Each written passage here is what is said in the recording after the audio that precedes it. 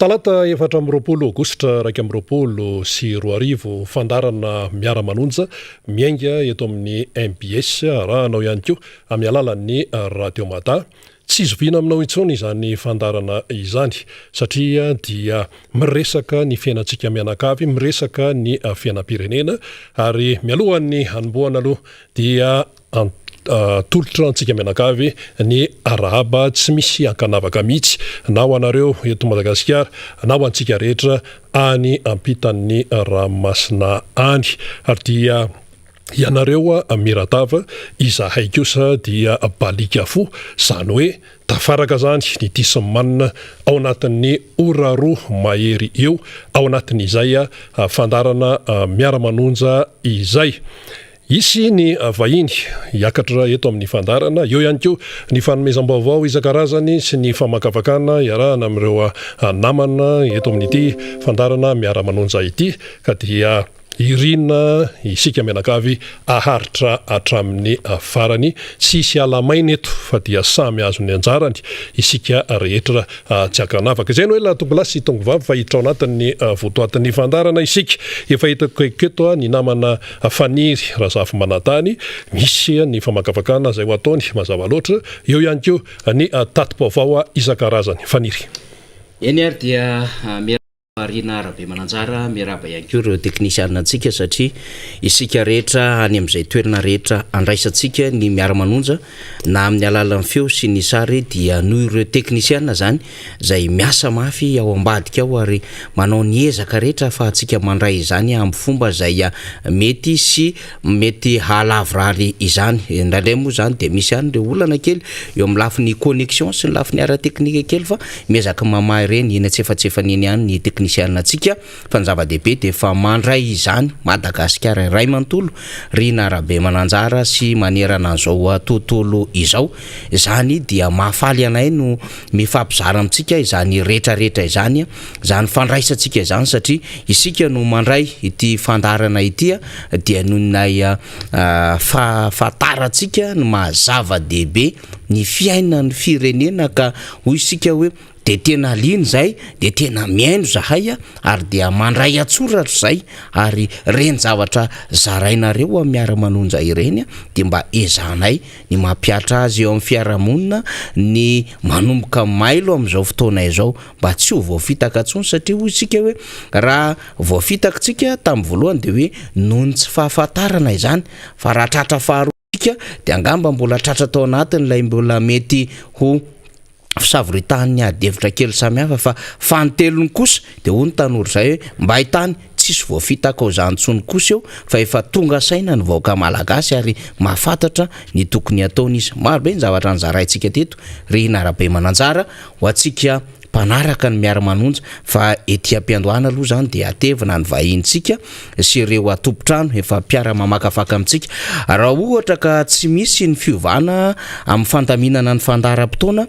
satria fatatsika Rina Arabe Mananjara fa mahoraka be amin'izao fotoana izao nanomboka hatramin'ny omaly ny fikasana hanaisotra mpanolontsaina amin'ny tanàna misa 10 be zao eto amin'ny tanàna Antananarivo dia mpanolontsaina munisipaly 8 avy amin'ny Antokotiko Madagasikara, iray avy amin'ny RK izay manaraka an'izay rivotra hoe tsy manaiky ny fitantanana eo anivon'ny commune Antananarivo izay ary iray dia avy amin'ny mpanolontsaina Komba dia tokony hivahiny eto amintsika zany ny namana Clémence Raharnirina izay mpanolontsaina munisipaly eo anivon'ny tanàna Antananarivo. Izy moa dia indimy torin'ny be ny tanàna Antananarivo raha ny zara-vaovao samihafa izay fantatsika nandritran'izay fotoana izay ary dia iarany zao mety ho fanesorana izao. Ny fanesorana dia vokatry ny taratasy izay nalefany teo anivon'ny préfecture polisy makany amin'ny tribunaly administratif ka andrasantsika zany ny fahatongavana ento hiresaka bebe kokoa mikasika ity raha manga eo anivon'ny commune Antananarivo izay tsy nahitana an'izany tao anatin'ny 10 taona mahery hoe nisy mpanolontsaina izay nangatahana ny hanesorana azy ary tsy ny antoko izay ny aviny mangataka hanesorana Rina Arabe Mananjara fa ety anivony izay hoe rafim-panjakana izay ary dia fantatsika moa zany fa dia misy ilay fifandomana arakevitra sy ara mpitantanana eo anivon'ireo mpanolontsainareo sy ny commune Antananarivo renivohitra fa ho raisitsika eo ihany koa ao anatin'zany fahatongavany eto amin'ny miara-manonja izany elahelitsika no tsy nahita azy no ny adidy amanandraikitra moa dia nanaraka izany izy de hoavy rehefa aveo ny solombavoaka ny Madagasikara voafidy tao amboribory tany faefatra dia Rambosalama Emilien ary ny horaisitsika zay heverintsika fa mbola hitondra an'izay tena hevitry ny tanora zay sy ao anatin'ny fameloma maso hanazavany zany hoe leadership zany ihany koa sy ny hay tao sy zay tsara ho fantatra rehetrarehetra mihitsy na ara-pitantanana io na ara-politika sy ny sisa zay mety ho hay ao anatin'izay de ho avy eo raha faralay manarina rija avy amin'ny jeune team zany na tanora tiako Madagasikara feny de veny fandaharam-potoanantsika Rina Arabe Mananjara fa eo amin'ny fiainan'ny firenena dia manomboka androany any Frantsa any ny fionan'ny MEDEF zany na ny hetsika ireo mpandraraha aty amin'ny tany mampiasa ny apahany sy manontolo amin'ny teny frantsay zany zay atrehan'ny fitondram-panjakana moa zany anankiroa no malaza any hivelany ihany zany dia hitantsika eo satria ty fionany ty moa zany tsy mitovy tam'le fionana zay fionana ara-ekônomika amin'ireo firenena amin'ny teny aty Afrika maromaro kokoa satria tamin'ny volana Mai de misy ireo fionana ara-toekarena amin'ireo tany afrikanina zay mifandray amin'ny frantsay de tsarotsika tsara Rina Arabe Mananjara fa tanoany ny maherin'ny telopolo tany reo chef d'état sy gouvernemanta zay nanatrika izany fa am'tindray mitorakitindra ny fionan'ny MEDEF zay maharitra roa andro dia androany sy rapitso zany hoe 24 sy 25 dia nga Rajoelina Andry Nirina solitenan'ny Madagasikara sy Patrick Ansia zay prime ministre ivoiriana zany no mety hoe filoham-panjakana anatrika izany hitantsika eo moa mbola mety misy ho fanampiny ve fa raha ny fantatra aloha zany dia maromaro ihany koa reo délégation zany mpandraraha malagasy zay niazo ho an'ny Frantsa hiatrika an'izany fionan'ny MEDEF izany eo ihany koa reo mpandraraha frantsay maro zay mampiasa vola aty amin'ny tany miteny frantsay sy ny apahany moa araka mahazatra antsika ka inga Emmanuel Macron no hitarika izany fionana lehibe zany fa ny tena hitodiany resaka de hoe eo ihany le fandrarana eo amin'le resaka frantsay zany sy ny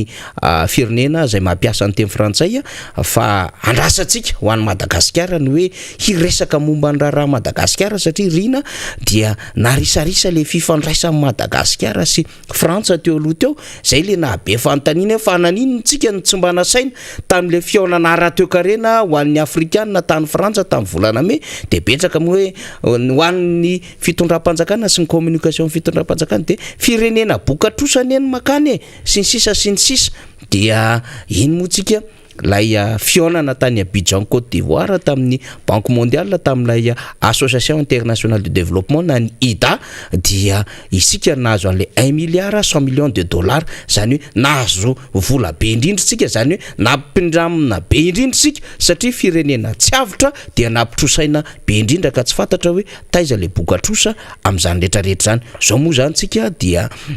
raha ny zotriny raharaha dia miatrika zay fivoriana zay fantatsika nefa ny raharaha Apollo 21 dia namparisarisa ny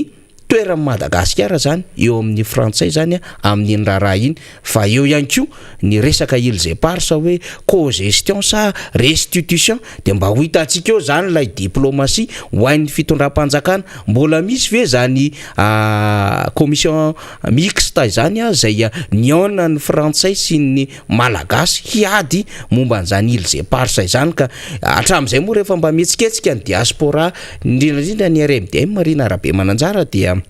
hoy ny mpanohana fitondrana hoe raha mahay anareo de mba takio ny îles éparses de zao zany efa mba nihetsiketsika koa lay diaspora mpanohana fitondrana lay nitondrana renfort avy aty Antananarivo Madagasikara niazo izany Frantsa izany zay nanaovana hetsika atao amina parka tany Frantsa de isika hoe enganeka mba hay hiady amerina ny îles éparses koa reto diaspora miloko volomboasary reto ary ministry ny raharahambahiny moa zany de ao anatin'lay komity anatin'lay fikatsahana ny adevitra momba n'ilay Ilzay Parsa zay efa nivory roa taona lasa zay teny andafy avaratra Rina Rabemananjara de ozy tsika hoe engane ka mba hahay ady fa efa nambara amin'ny fitondram-panjakana manko de hoe tokony efa tafaverina eo an-tanantsika ny Ilzay Parsa ny volana jona 20 jona zany tamin'ny heritaona lasa kanefa de mbola resaka abobo sy artabebaka daholo zany rehetrarehetra zany fa mbola any frantsay isisy la France hozy izy Emmanuel Macron araka ny fanadidiny Rina zay ary nitondra légionnaire frantsay mihitsy izy ireo tao Juan Donovas tany amin'ny Île Glorieuse de ozy tsika hoe mbola vary mangatsika mbola ady mamay engane mba hitondra vokatra tsara saingy tsy de manatena ininina moa tsika ka eto ary ny gouvernement tamin'ny Savoritaka Rina ny région amin'ny Savoritaka ny Solomavamboka ny Savoritaka akoatra zay ny MEDEF fa raha be koa ty soprety niala eto Madagasikara ty Rina Rabemananjara tsy Madagasikara fa niala ihany koa zany any Uganda ny soprety Rina Rabemananjara de rehefa niala izy de inona ny antony alana de eo zany ny resaka approvisionnement zany dia tsy maraka ary tsy ampy lay famatsina eo ihany koa ny resaka fitotongana ny vola zany ho an'ny ety Madagasikara zany eo amin'ny resaka dévaluation zany resantsika zany ary fahatelo de le hoe tsy de tsara lay fahafana fandanina lay fahafamividy zany eo am'ireo zay malagasy miatrika izany fahafamividy eo am'ireo grande surface rehetrarehetra izany Rina Rabemananjara dia betsaka ny adevitra azo resana momba ity resaka soprite ity satria dia hitarika fahaverezana asa maro zany Rina Rabemananjara ary rehefa mitonga amina fahaverezana asa izany dia mety hitarika ihany koa zany Rina Rabemananjara ny fienan'ny vola miditra amintsika satria dia mampiditra taxa na aba ihany koa ireny orinasa lehibe ireny ary zany rehetrarehetra zany ihany koa dia mety risque na mety hoe mety hatahotra ny ampiasa vola eto Madagasikara reo mpamatsy volana investisseur Rina Rabemananjara mampalahelo ny zava-misy ao anatin'izany raha zany ataontsika fampidirana zany fa ho resantsika zany Rina Rabemananjara asa na ho ampy ny fotoana na tsy ho ampy fa tena miendrika hitondrana adevitra zany rehetrarehetra izany fa Rina Rabemananjara ane Tomasina any ane Toliary any ane Tsiranana any amina faritra samy hafa ny ACM sy ny sisa to mietsiketsika avokoa zany zava-misy fa ianao aloha zany de ho avelako mandritry minitra maromaro miaraka amin'ny vahintsika satria efa tazako anatin'ny fanomanana any ambadika any ny mpanolo-tsaina ny tanàna voafidy teto amin'ny commune Anatananarivo renivohitra Ramatoa Clément Sarary Rina dia handaminazy ianao Rina Rabemananjara fa zay kosa aloha zany de anao ny fandaminana sy ny fanangonam-baovao samihafa eny ary faniry raha zafy manantany ao anatin'izany rehetrarehetra zany de tena hoe maizina ny tany aman-danitra ho an'ny vahoaka malagasy misy ny hetsika atao hoe tsero fionana amin'ny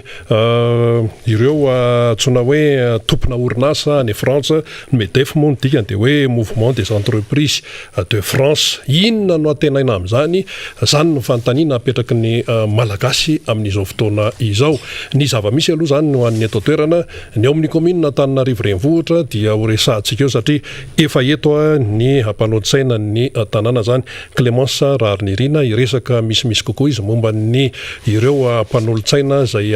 hoezahana zany hoe esorina amin'izany mahampanolo-tsaina izany kanefa ireo olon'ireo de voafidim-bahoaka tompoko nandalo fifidianana ny sehatra ny fitsaram-bahoaka teto Antananarivo tamin'ny alalan'ny fifidianana dia izao moa zany no zavatra mitranga merabanao Clémence tonga eto amin'ny miara-manonja de anonjanonja mihitsy angamba fanazavahanao eto satria be de be ny olona miteny hoe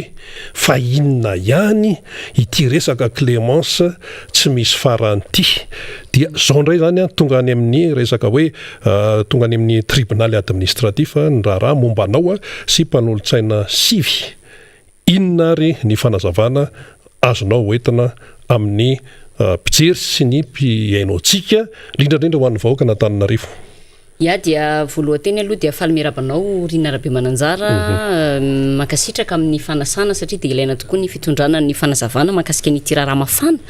miteraka resabe any anatin'ny tambajotra tserasera maro samihafa ity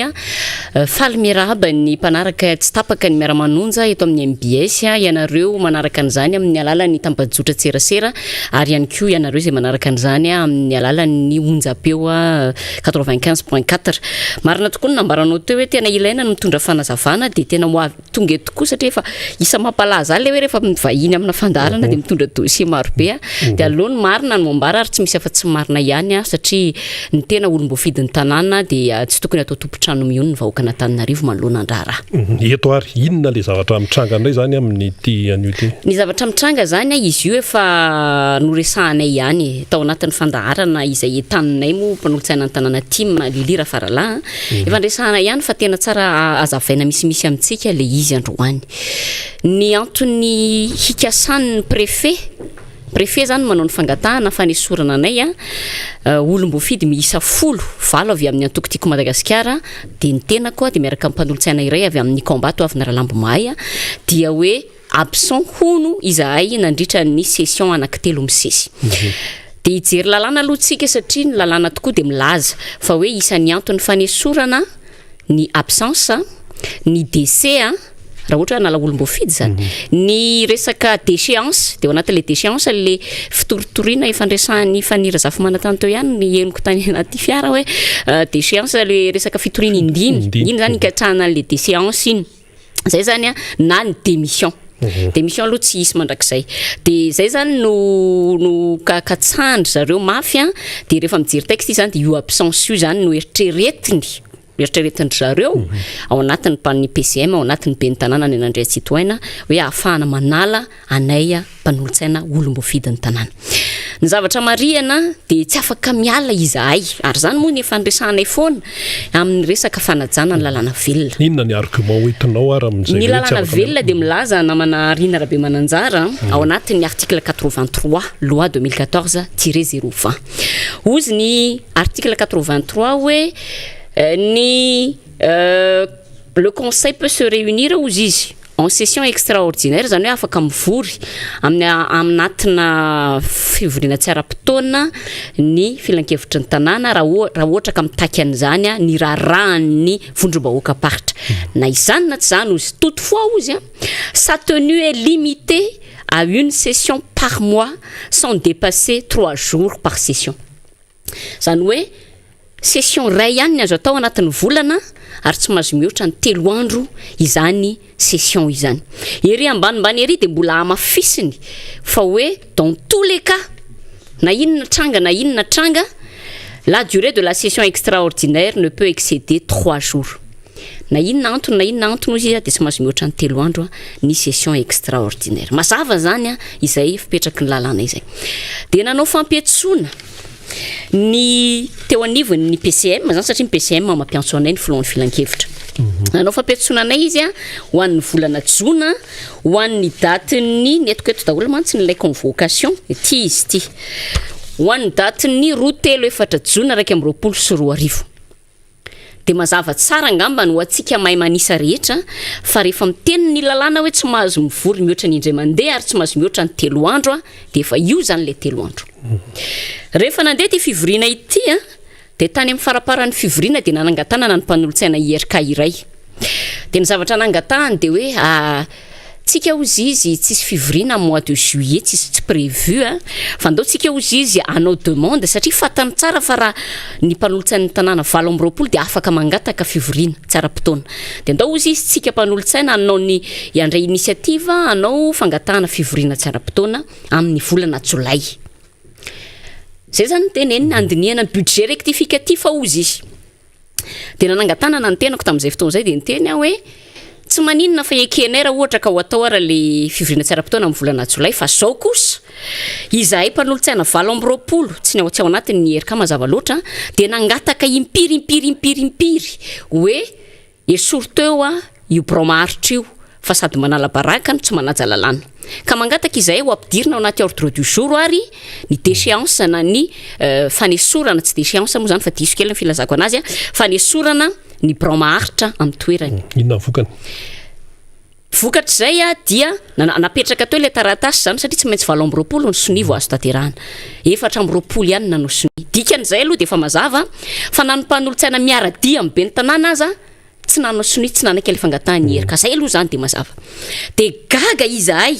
Zay le teneniko hoe ny fitantanana tanàna tsy entina mifo. Tsy entina miambopoka hoe zay tianao tsy maintsy tanterahana hoe rehefa tsy manaiky arinareo de zay tianay ny ataonay. Dikan'izay rehefa tsy tratra le soni 20 am'le fangatahana session amin'ny volana Jolay izay nataony ny herika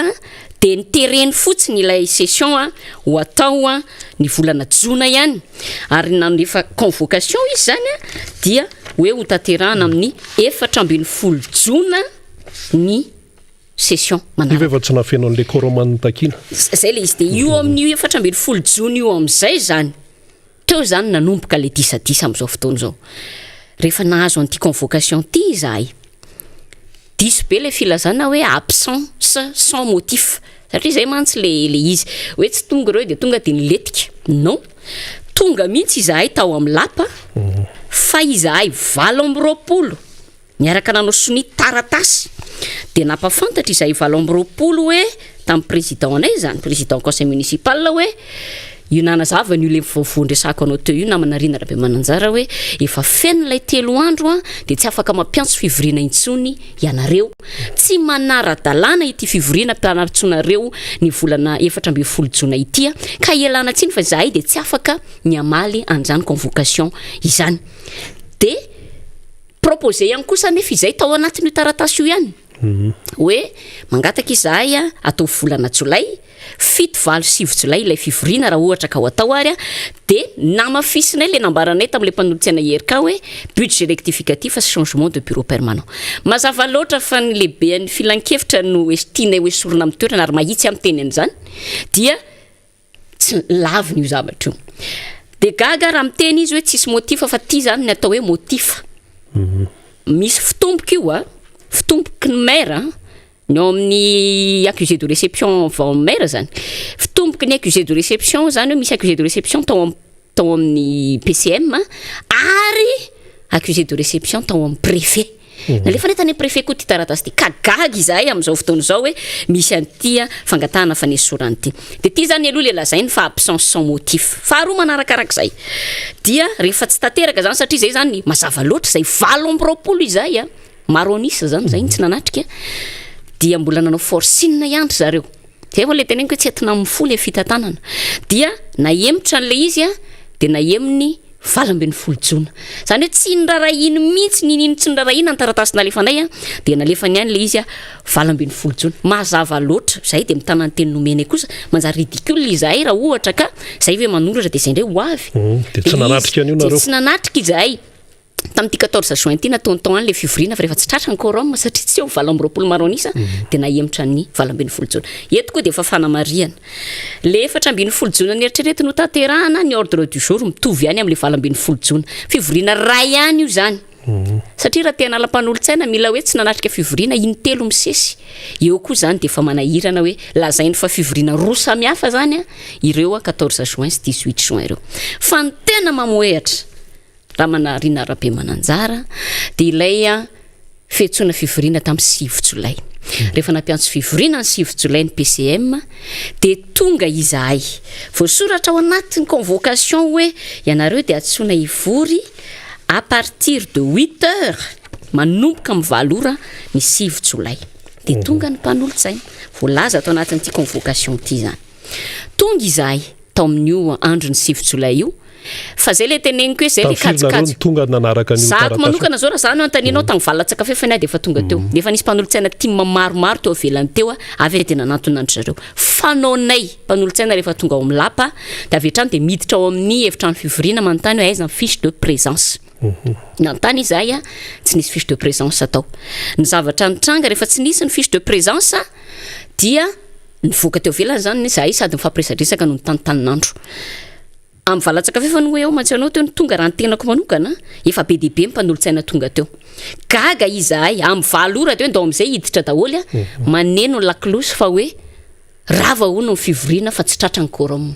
ay zany ny zavatra ketriketrehany PCM sy mibe ny tanàna ny Andrea Tsitoaina de efa mazava be hoe andao ranga ataotsika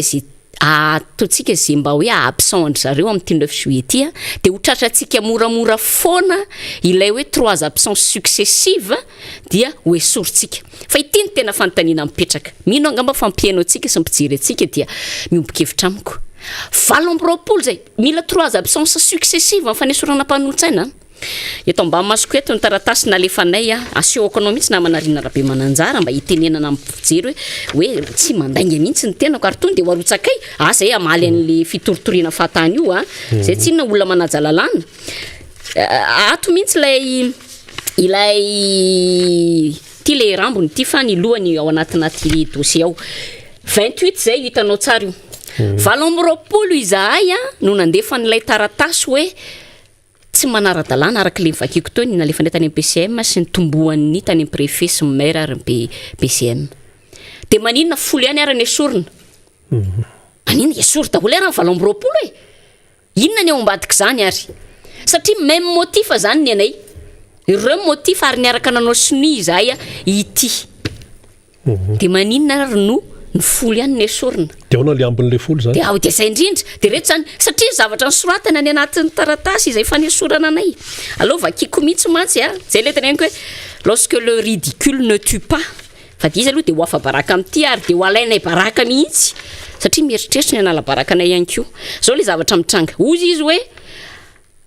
atao anatin'le taratasy nalefa amin'ny préfet suite aux constatations d'absence lors de la tenue de 3 sessions consécutives du conseil municipal dont les personnes citées ont bien reçu leur convocation à temps et après transmission de demandes d'explication auprès d'eux les réponses furent irrecevables zany tenenina de io ndray koa zany tonga de dinganiko kely le izy fa tonga de le vakiko kely mihitsy raha sitrako namana Rina Rabe Mananjara aloha azava tsara amin'ny olona ny zavatra misy nandefasany demande d'explication zahay de tena loza tsy mbola nisy any zany teto hatramin'izay mpanolontsain'ny tanàna andefasana demande d'explication fa zay nga piasa any amin'ny orinasa sa zay nga tsy fantatro nga vola le paosy ny PCM sy ny be tanàna nga no anakaramananay no hoe manaovana demande d'explication de nanaovana demande d'explication bon tsy maninona valina ihany ato anatin'ity valiteny ity no anazavako ny zavatra rehetrarehetra amin'ny tianako ny zavatra rehetrarehetra zay tianay ho resana manoloana ny ty fikasana fanesorana anay eo amin'ny toeran'ny mpanolontsaina ity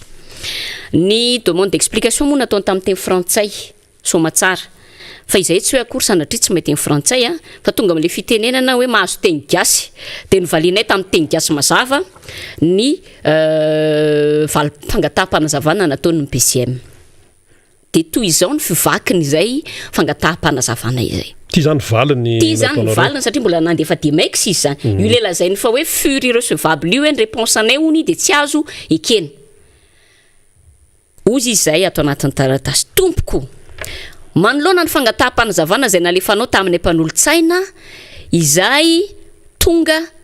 hanatrika ny fivoriana faharoana mpanatsonao zay tsy tonga nanatrika ny fivoriana faharoana mpanatsonao antaona 2024 sy mahakasika ny fanambaranao ny tsy nanatrehanay ny fivorian'ny filan-kevitra ny 7 Jolay 2024 de voninahitra ho anay rehetra izay manao sonihetsy ambany ny mampatsiahy anao fa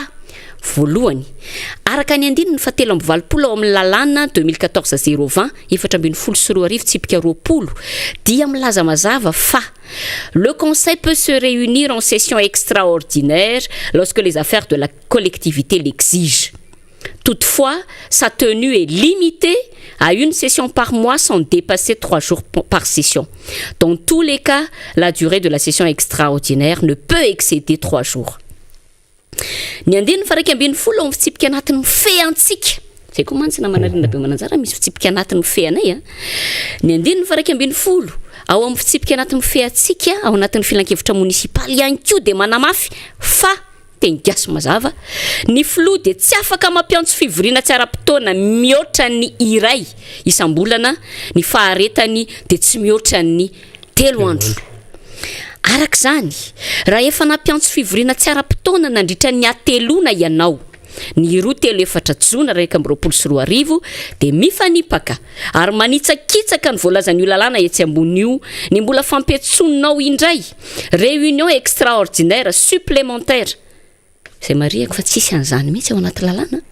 réunion extraordinaire supplémentaire nandiniana ny teti-bolana sy mpanotsiana ho an'ny 14 jona izay nahemitrao ny 12 jona 2024 rehefa tsy tratra ny fetrisana ny quorum. Akoatr'izay dia tsy voarakitra naizanaiza ao anatin'ny lalàna mifeny vondrom-bahoaka paritra ny teny hoe réunion extraordinaire supplémentaire fa session extraordinaire na session ordinaire no misoratra ao ary na ianao aza andre matofilo ao anatin'ny taratasy fangataham-panazafana nalefanao taminay mpanolo-tsaina dia nilaza mazava hoe réunion du conseil municipal fa tsy session extraordinaire du conseil municipal. Koa satria izahay olom-bofidy no voalohan'ny tompona andraikitra amin'ny fanajana ny lalàna sy ny fampanajana azy dia izany antony izany no tsy nanatrehanay ny fivoriana nampanatsoanao ny 14 jona 2024 izay marianay mazava ho azy fa fivoriana iray no resahany eto fa tsy fivoriana roa samihafa akory. Marianay etona andre matofilo fa izahay mpanolo-tsaina manao soni zao taratasy zao dia efa nampahafantatra ny soratra anao sy ny be ny tanàna ary ny préfet io le ndresahako teo ny antony tsy maharadalàna ny fampiatsonao io réunion extraordinaire supplémentaire io ho an'ny daty ny 14 jona 2024 fa mbola nininao hatrany ny namerina na mpiantso izany ho an'ny 20 jona 2024 ka mitovy tsy misy valaka amin'ny antony tsy nanatrehanay ny fivoriana ny 14 jona 2024 ihany no tsy nanatrehanay ihany koa ny fivoriana io 20 jona io izay tsindriana hatrany fa fivoriana iray ihany satria lahadinika mitovy. Faharoa, mikasika ny fivoriana izay nampanatsoanao an'ny andro ny 7 jolay 2024 kosa indray dia mahagaga sy mahatalanjona anay ny asa inao milaza andre matofilo fa tsy tonga nanatrika izany izahay satria izahay mpanolo-tsaina dia tonga tao amin'ny lapa mialohany tamin'ny 7 ora voatondro fanombohan'ny fotoana saingana ny fanamarina pahatongavana aza tsy mbola vonona tamin'ny fotoana nahatongavanay tao. Rehefa tonga ny ora voatondro ny fampiatsona fanombohan'ny fotoana ka nidiranay rehetra tao anatin'ny efitrano dia akory ny agaganay raha nilaza ny teo anivon'ny saikma fa rava ny fivoriana satria tsy tratra ny fetrisa. Marianay etona fa raha ny taratasy fiantsona voarainay dia manomboka amin'ny 7 ora na à partir de 8 heures ny fivoriana fa tsy amin'ny 7 ora na à 8 heures. Fa mbola isan'ny tena mahagaga ihany koa ny hoe nahoana no ireo mpanolo-tsaina vitsy anisa miray tendro amin'ny be ny tanàna ihany no nasainao nameno ny fanamarina pahatongavana fa norarana tsy nameno izany kosa izahay. Fanamarina pahatongavana izay tsy indrinay mazava fa tsy hita ary tsy nisy tamin'ny fotoana nidiranay tao anatin'ny efitrano talohany tamin'ny 7 ora maraina. Raha nilaza ianao andre matofilo fa tary izahay mpanolo-tsaina dia averinay aminao ampanajana etona ny voarakitra ao anatin'ny fitsipika anatiny mifeny filan-kevitra toko faharoa sokajy faharoa andininy 17 mikasika ny fandaminana ireo fivoriana fa manomboka amin'ny ora voatondro anatin'ny taratasy fanaikana na ny convocation ny fivorian'ny filan-kevitra raha toka tsy tratra ny fetrisy ilaina amin'ny fandraisana fanapahan-kevitra ao anatin'ny 10 minitra aorian'ny ora voatondro ivoriana dia azon'ny filoravana ny fitaom-pivoriana. Tsy pihako kely fotsiny ato namana rena rabe manantsara hoe amin'ny 7 azahay miditra dia tonga dia rava ny fivoriana. Koa raha niditra tao amin'ny efitrano fivoriana izahay tamin'ny 7 ora katroka movana naja io 10 minitra voarakitra ao anaty fitsipika anatiny feny filan-kevitra io ianao andre matofilo. Aminay mpanolo-tsaina olom-boafidin'ny tanàna araka izany dia misy ary mitombona ny voalazan'ny teny frantsay hoe mauvaise foi avy aminareo anivon'ny bromaharitra. Izany dia hita amin'ny baribary ny amin'ny finiavana te anapirofo fa tsy tonga nanatrika fivoriana na absent intelo misesy izahay mpanolo-tsaina kanefa tsy nampiseho fanamarinana na justificatif. Izahay mpanolo-tsaina manao soni zao taratasy zao andre matofilo dia manameloka tanteraka ny fomba fiasa sy fomba fanao tahaka izany ary ampanetretena no anamarianay aminao fa raha misy aminay mpanolo-tsaina ny tsy tonga manatrika fivoriana no ny antony maro samihafa dia diso fantatray loatra ny voarakitra ao anatin'ny lalàna sy fitsipika amin'ny fe anay olom-boafidin'ny tanàna ny amin'ny tokony hitondranay taratasy fanamarinana manaprofo ny antony tsy anahatongavanay fa tsy voatery angatahana na takina aminay zany feiny de manamafy izahay mpanolotsaina manosony ity taratasy ity fa tsy absent tamin'ny fivoriana ny 7 Jolay 2024 ary nanaja antsakany sy andavany voarakitra ao anatin'ny lalàna sy ny fitsipika anatin'ny filan-kevitra kosa makasika ny fivoriana nampanatsoanao ny 14 Jona izay naemitra ny 20 Jona rehefa tsy feno ny fetrisa noho ny tsy mahara-dalàna ireto farany rahateo dia efa mitondra andraraha eny amin'ny tribunal administratif ny mpanolotsaina namanay ny tenako io mitondra andraraha eny amin'ny tribunal administratif namanarina rabe mananjara zany hoe vonandeha zany le fivoriana tsy manara-dalàna io dia ny saisirany TA ihany koa ny tenako ny teny hoe tsy ara-dalàna ny délibération no raisina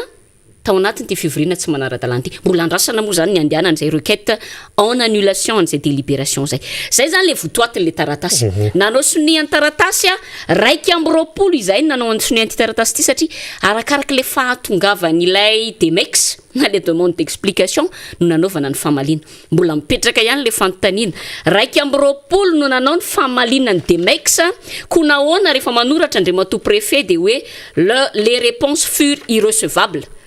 raiky amby roapolo zay namaly anty folo zay ny esorina de le raiky amby folo zany recevable nefa zay samy nanao soni même excuse de raiky amby folo zany ny raiky amby folo recevable fa ny folo irrecevable misy zavatra tsy logika mihitsy ane zany zavatra zany na itsika raha de efa mahafantatra zany fa io manala baraka teny izy manao an'ity fa mety be aminay zao ataony zao satria zay koa miandry le bourde ohatra zao ataony aleo hitany vahoaka an'Antananarivo satria misy na miteny ty Clémence Rariniry ty tena manao ny fomba rehetra mihitsy anakanana ny be ny tanàna erahantsika erahanareo mahita profo mitoa ka mitendany ankehitriny fa tsy Clémence mihitsy no manao sakana fa ny be ny tanàna mihitsy no tsy mazakany atao hoe démocratie reo olona folo esorina miaraka amin'ny tenako reo valo avy amin'ny antokotiko Madagasikara ray avy amin'ny combat de ny tenako de reo le ianao zany efa tsy herika tsony sa ahoana moa mbola herika foana ka zay hoany tenako zay ny andrasany ny anaovako démission de hoe faly be izy manao balle hoe io fatratra de anao zany tsy hiala mihitsy tsy hiala mihitsy aka na eny fandarana tamin'ny fohonjam-peo rahavavy ateo de hoe tsisy miala eo rasta ozy le hira de tsisy miala eo rasta zay le izy ka zay ny tiako tenena aminao hoe zay zany ny tadiaviny hoe ahoana ny fomba anesorana anay mpanolotsaina ao anatin'io marina be ny teneninao tery apampidirana hoe fa ngamo tsy fifidianana ny nalany an'ireto olona ko préfet olom-boatendry no andeha anala any amin'ny te any miapprécier an'izay ary zay de mahatoky za manokana de tena mahatoky ny ao anivon'ny tribunal administratif na ny fitsarana misahana ny ady amin'ny fanjakana satria mariako amintsika fa tao anatiny inenina zany zao ny torina miaraka amin'ity zany inenina anankitelo zany demande na déchéance daholo ny amin'ny telo am'ireo fa mbola ity aty efatra amin'ny herintaona ny tadiaviny esorina fa mbola ity dikan'izany zay de mahatoky ny fitsarana ary zao profetina nentina taminareo zao de atao hoe maivana be le fiampangana fa ny tena natsikaiky talohany nakanesako aty ary alako tsiny le fahatarana kely noho ny zay tsy maintsy nandalovako tany amin'ny TA zay nijery kely le profina rotsany de zao narotsany ao hoe nanao fangatahana fivoriana hony ny be ny tanàna tany préfet ka nameny préfet alalana de omeo anay raha le référence an'le lalàna le article misy an'izany fa zay mpanolotsaina valo amby roapolo koa izay autorisé ny lalàna afaka manao fangatahana mba andeha angataka koa zay hanao an'izany hoe civilisation spéciale re fa tsisy lalàna milaza an'izany de iteny ny olona mihaino antsika zao na manarina rabe mananjara hoe raha izany any zany de retsiny tsy manara-dalàna tonga amin'ny fitenenana hoe mamy miantso polisy de hoe ataovy amin'izay kosa fa tena tratra zay le nendrasanay zay koa ne miandry mialatsiny fa ty tsy hoe sanatria miandry kendry tohana fa zay le teneniko hoe ela ny toratoroana ao aka mahavoma sonangatra zao ny atao hoe proof ary tena mitohaka amin'ny tenda nozy ny fitenenana zay tsy teny raha antany anay ianao na mandarina rabe mananjara inona zany le ho ataonareo allo mba surprise kely fa zay teny efa nendrasanay zay le tonga amin'ny teny français hoe pièce manquante du puzzle zay zany ny andry rehefa natsiditsidika ihany tao anaty le fandarana zay tanynesy namana mpanolotsaina lilira faralay zay ao anatin'le listra koa tiano esorina zany lili ato tiano esorina ho tsy zakany hoa le olona miteny zay rehetra miteny zany dia aéliminer zay le izy ireo mpanolotsaina ao anatin'io listra io de zay rehetra mpanolotsaina miteny fa ny tiany be ny tanàna de mpanolotsaina mona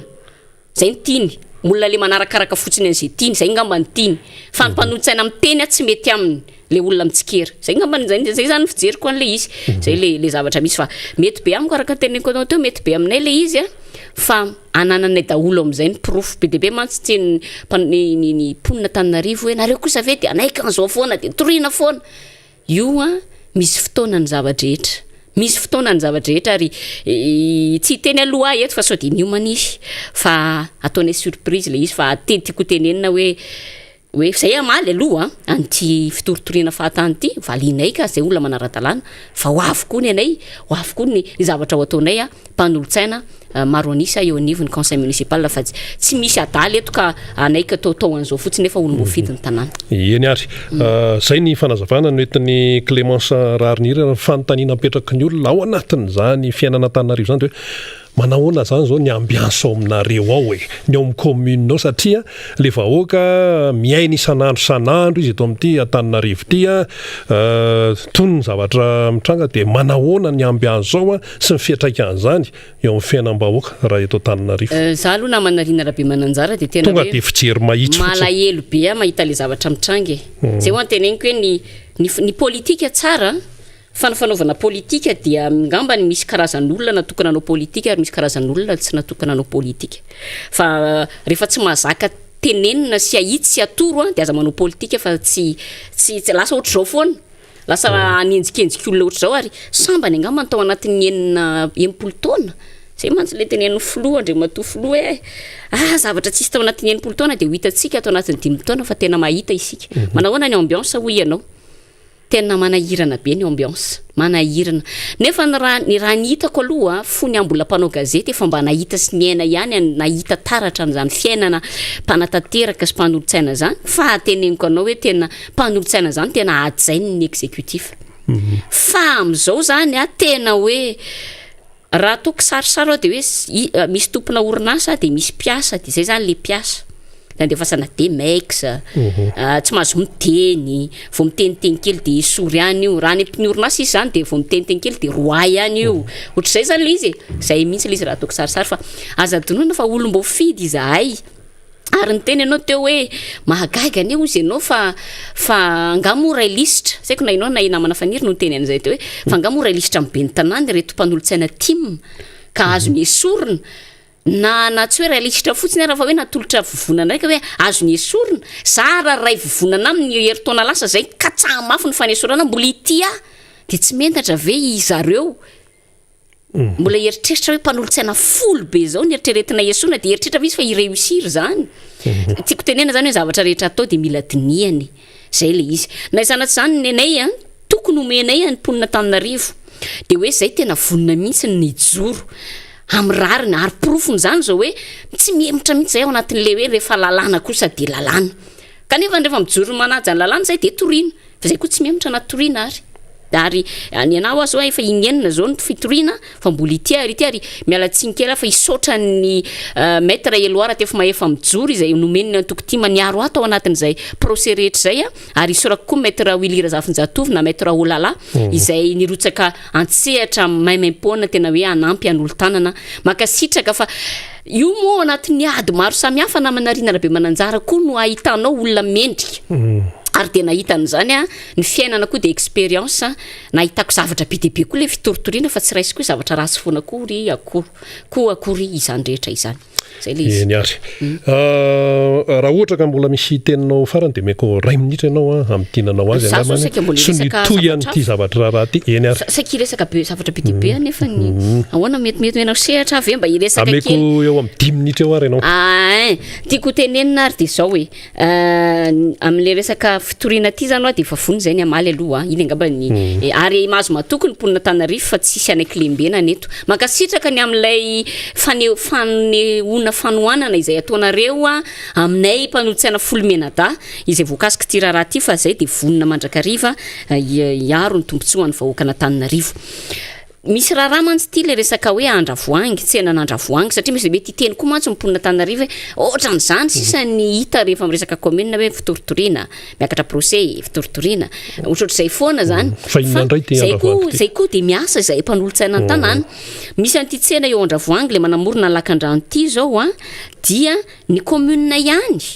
no nanao fifanarahana ato am'katy ny fifanarahana nataon'ny commune tamin'ireo mpivarotra amin'ny sisiny lakan-drano nandravoangy iny ny amin'ny hoe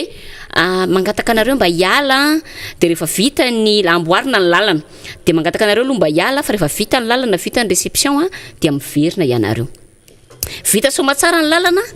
inona kory zany teo tsy naverina le mpivarotra avy le mpivarotra mahita olona mandrefindrefy de le mpivarotra efa niteny tam'izay fotoana zay hoe ohatran'ny raha fijerina ianazy ohatrany hoe ananganana pavillon aza mbola miteny an'izany aloha satria tsy anananareo proof le izy zavatra nitranga nefany inona zavatra nitranga ho ianao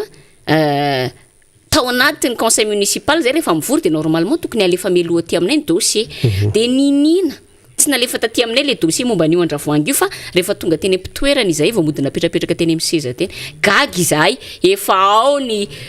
note de présentation tsika karazana fampafatarana sy ny fampafatarana le tetikasa mihitsy hoe anorina boxa efapolo eo amin'ny toerana iny commune zany hoe esorina zany reto le tatsa mpivarotra eo andravoangy dia ametrahana ny mpanambola zany rehetra zany no antony isany mahatonga ny zareo manao an'izao fitoritoriana etserosy fitakina fanesorana zao izay atao zay ampanginana fa zay tsy angina mihitsy satria nametrahana anay eo amin'ny toerana de aro ny vahoaka de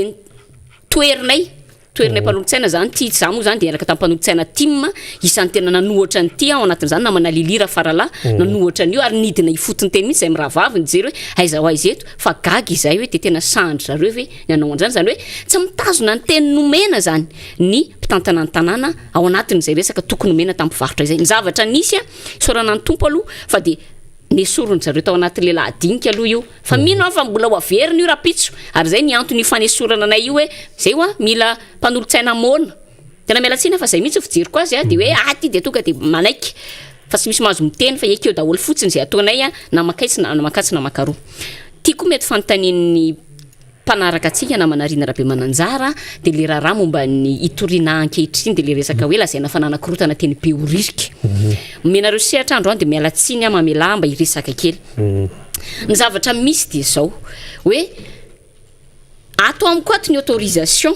nomen'ny commune an'ireo taxi eo be oririka ny tenako moa mbola filohany fikambanany taxi Antananarivo renivohitra atreto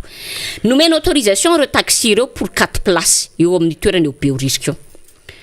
ny andro ny 12 jolay de nesoriny le mpivarotra de menomenina teny ampanao gazety teny mpivarotra hoe fa maninona ny tonga de atao didiko fe lehibe ohatr'izao tsisy fampandrenesana sy ny sisa de nesoriny niaraka tamin'le mpivarotra ihany koa ireo taxi ireo talohan'io izy no efa niteny tamin'le taxi hoe mialinareo fa nga ity fitantanana tanàna re olona de atao didi-jadona zay zao nefa nandefa taratasy teny taratasy nalefanay fikambana ny taxi hoe enay fa misy fikasana anala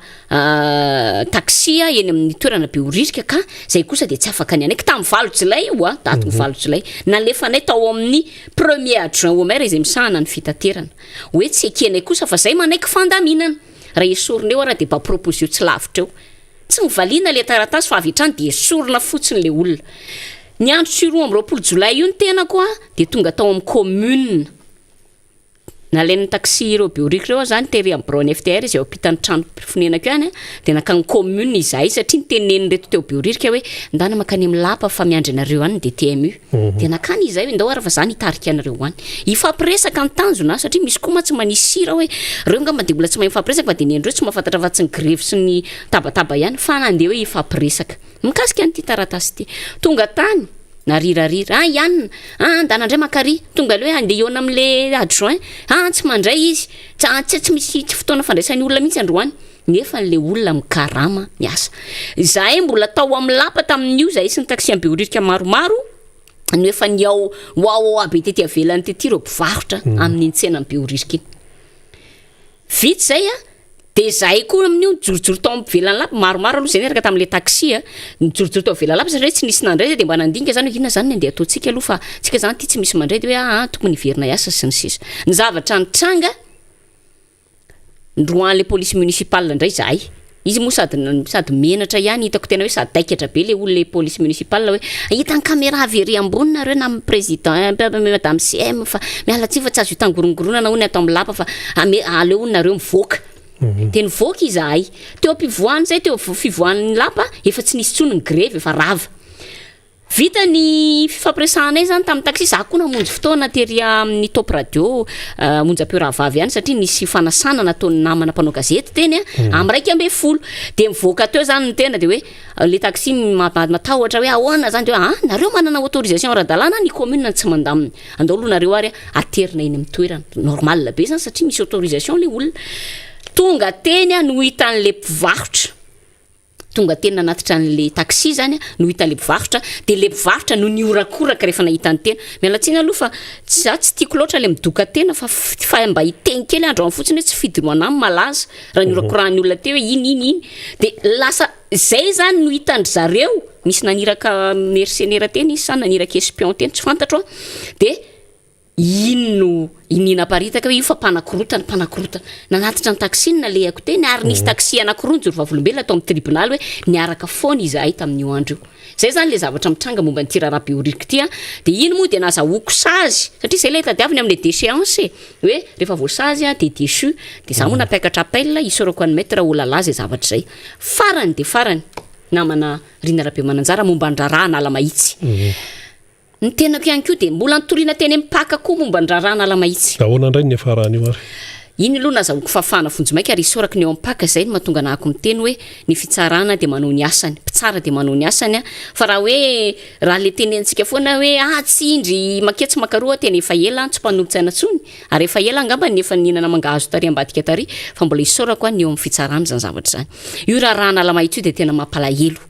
ny zavatra nisy momba ny rarahana ala mahitsy io de ny ben'ny tanàna nandray arrêté de démolition an'le trano teo anala mahitsy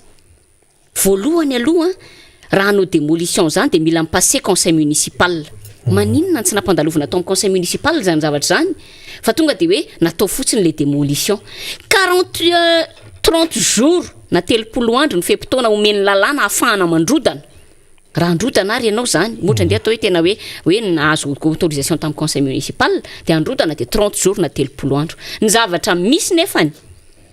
7 ora nomena an'le olona 7 ora monja no nomena andreo olona reo de narodana raha misy eto ny tsy manaja lalàna tsy ny mpanolotsaina fa ny eo anivon'ny commune tena ahitana karazana fanitsakitsahana sy fandikan-dalàna maro lafo sy maro sosona de narodana le izy misy mantsy zao miteny iza moa tsy faly mahazo caserna pompier za manokana faly satria hoan'ny masoam-ponina ery amin'ny 5e arrondissement fa ny zavatra misy kosa mba nanaja lalàna ve le olona nanao an'izay zavatra zay nalaina ny certificat de situation juridique an'le tany aza tamin'ny fotoana nandehanan'ny procès teny mipaka mbola amin'ny anaran'olo-kafa tsy amin'ny anaran'ny commune alalana viaizana nafahan'ny ben'ny tanàna zany mandraindray arrêté mandray décision ny commune mandray décision manao fandrodanana ery amin'ny tokotanin'olona zany io raha ohatra hoe zay zany nitenenana anazy fa tsitsan'ny commune zany rehetrarehetra zany de mampametra-pantanina ny amin'ny hoe oentina makaiza ny fitatanana ny ty tanàna Antananarivo ity fa ity ny tena mamoehatra ny androtry ny 30 décembre eritreretanao namana Rina Rabe Mananjara hoe 30 décembre ve ny ravahanao le fananan'olona 30 décembre zany ny akaiky 31 de tena hoe tsy afaka ny andrasana hoe tsanatria ohatra hoe tena tsy maintsy natao fa de ao anatin'ny vaninandro fety fa tena nangidy ny fety ho an'ireo olona reo 30 décembre ve ny nanaovana le fandrodanana ary ny zavatra misy io 30 décembre ihany de mifefena le toerana miaraka amin'ny etan'le olona rehetrarehetra ny tolona ny rehetrarehetra ao amin'ny toeran'io miaraka amin'ny etana rehetrarehetra ao de tsy navela niditra tao tsony le olona am'izao tsika miteny zao tsy vitany hoe efa nesorina ankery teo amin'ny toeran'io reo olona reo fa le etany koa de tsy naverina taminy tsy te hiteny an'le terme hoe inona ny anarany zany fa reo ahenjana be raha itoritory fa tsy mahazaka demokrasia reo namana Rina Rabe Mananjara fa zavatra mampalahelo hoe de nakay zara le etan'le olona maninona kay tsy naverina reo ny etan'le olona inona ny anarany zany hoe alainao le tany de alainao koa ny etany eo amboniny tena zany zavatra rehetrarehetra zany mampalahelo zany ny zavatra misy eto amin'ity tanàna Antananarivo ity fa rehefa miteny ianao de tonga de amrony dossier Clémence de torio ary indray de torio atsindray voatetiko daholo reo juridiction misy eto Antananarivo raha resaka fitorian'ny be ny tanàna sy ny ekipany sy miaraka aminy hatreto aloha mbola isaorana an'Andriamanitra mbola mpanolotsaina ny tanàna ary vonona foana ny iara-dalana amin'ireo mpanolotsaina namana ihany koa izay miara-miady ao an'izany tombontsoa ny vahoaka na Antananarivo renivohitra izany. Eny ary isaorany Clémence Rarinirina nitondran'izay fanazavahan'izay nahafantarantsika zavatra maro ny netiny teo ary izy ity moa raharaha na Antananarivo fa zany hoe Antananarivo zany dia renivohitra Madagasikara vao miresaka hoe Madagasikara dia ny renivohitra no fantatry izao tontolo izao ka dia isaorany ianao nitondran'izay fanazavahan'izay aloha dia tsika rehetra zany no mandray an'izay azontsika raisina misy ny fiteny hoe ny teny zato ny kabary arivo fa ny marina tokana ihany ka zay marina zay no ezahantsika mifantarina amin'itony fandarana itony hiditra etony vahiny manaraka hiaraka amin'ny namana faniry Razafy Manantany dia omenan'izy ireo indray ny sehatra ao anatin'izao miara-manonja izao eto indray ary faniry eny ary zava-dehibe no na le nisantsika zany izay fanazavana nentin'ny mpanolotsaina ny tanàna na Antananarivo izay raha matoa Clémence Rarinirina ary izay no iantsotsika ny vahoaka na Antananarivo no vahoaka malagasy hanaraka tsara ny raharaham-pirenena satria misy zavatra tsy ara-dalàna tsy ara-drariny marobe no mandeha amin'izao fotoana izao ary zany dia eo ilay alako bika tsy tiako tarehy ny fanapara-pahefana sy ny tsy fanarahan-dalàna dia marobe ao anatin'izao raharaha izao ka ankahirezantsika zany ho an'ireo mpanolotsaina folo menada valo avy amin'ny antoko tiako Madagasikara iray avy amin'ny RK izay miteny izay zava-marina izay zava-misy eo anivon'ny tanàna na Antananarivo izay ary iray ihany koa dia ho an'ny mpanolotsaina komba zany ao anatin'ity raharaha mafampanahy ity fa isika moa zany dia mbola mitoetra mandraka riva hatrany ao anatin'izay raharaha-pirenena raharaha politika izay ka efa mandray an'ireo sehatra maro isika reo vahiny maro any amin'ny ankolafy samihafa dia veantsika ihany koa fa tsy misaraka ny raharaha-pirenena ny atao hoe tanora dia zany tanora zany ihany koa dia omentsika sehatra mba afahany izy ireo manohevitra sy mitondra ny zava-misy ny fomba fijeriny mahakasika ny raharaha-pirenena ka nanasantsika tanora izay mpisehatra politika ny amin'ity androany ity dia tsy iza moa zany fa andriamatoa raha faralahy marina Rija fantatry ny rehetra hoe Rija zany dia anisany mpanitsiketsika ny tanora eo anivony antoko tiako Madagasikara raha ohatra ka ampahafantarina fofony momba azy moa zany dia anisan'ireo nandalina teo anivon'ny fondation Fred Jebert izy mikasika indrindra ny académie des partis politiques zany hoe manam-pahaizana momba zany tontolo ny fanaovana politika zany izy amin'ny lafiny Sciences Po zany ary nianatra ihany koa ny fahaiza-mitarika ny resaka leadership zany izy dia efa nitazona raikitra teo anivon'ny commune Ambotry-Manjaka teo aloha satria dia efa secrétaire général ny vahintsika ary dia mpanao ny tatsoroka teknika amina commune maromaro izay miresaka fampandrosoana izany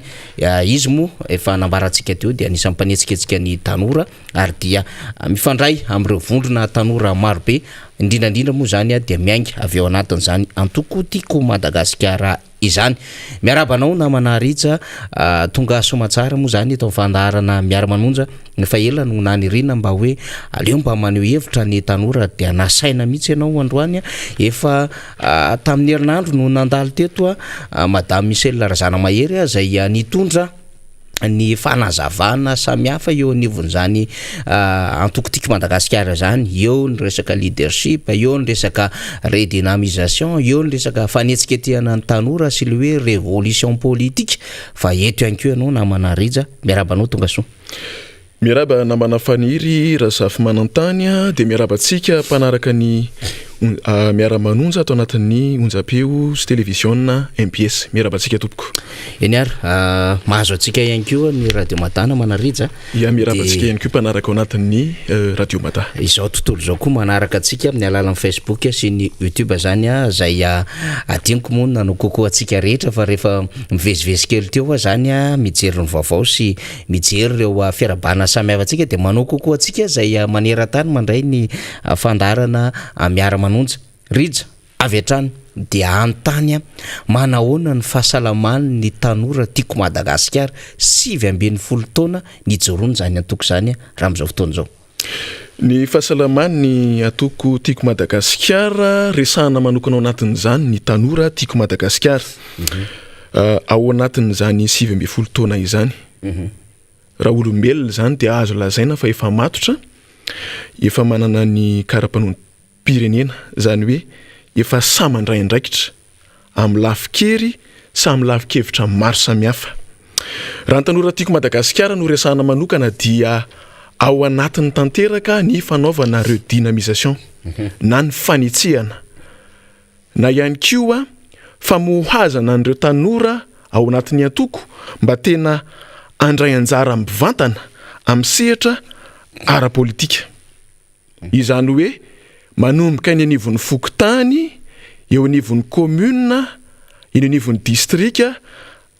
eny anivon'ny reny région reny, ary manerana any Madagasikara dia apetraka ny rafitra,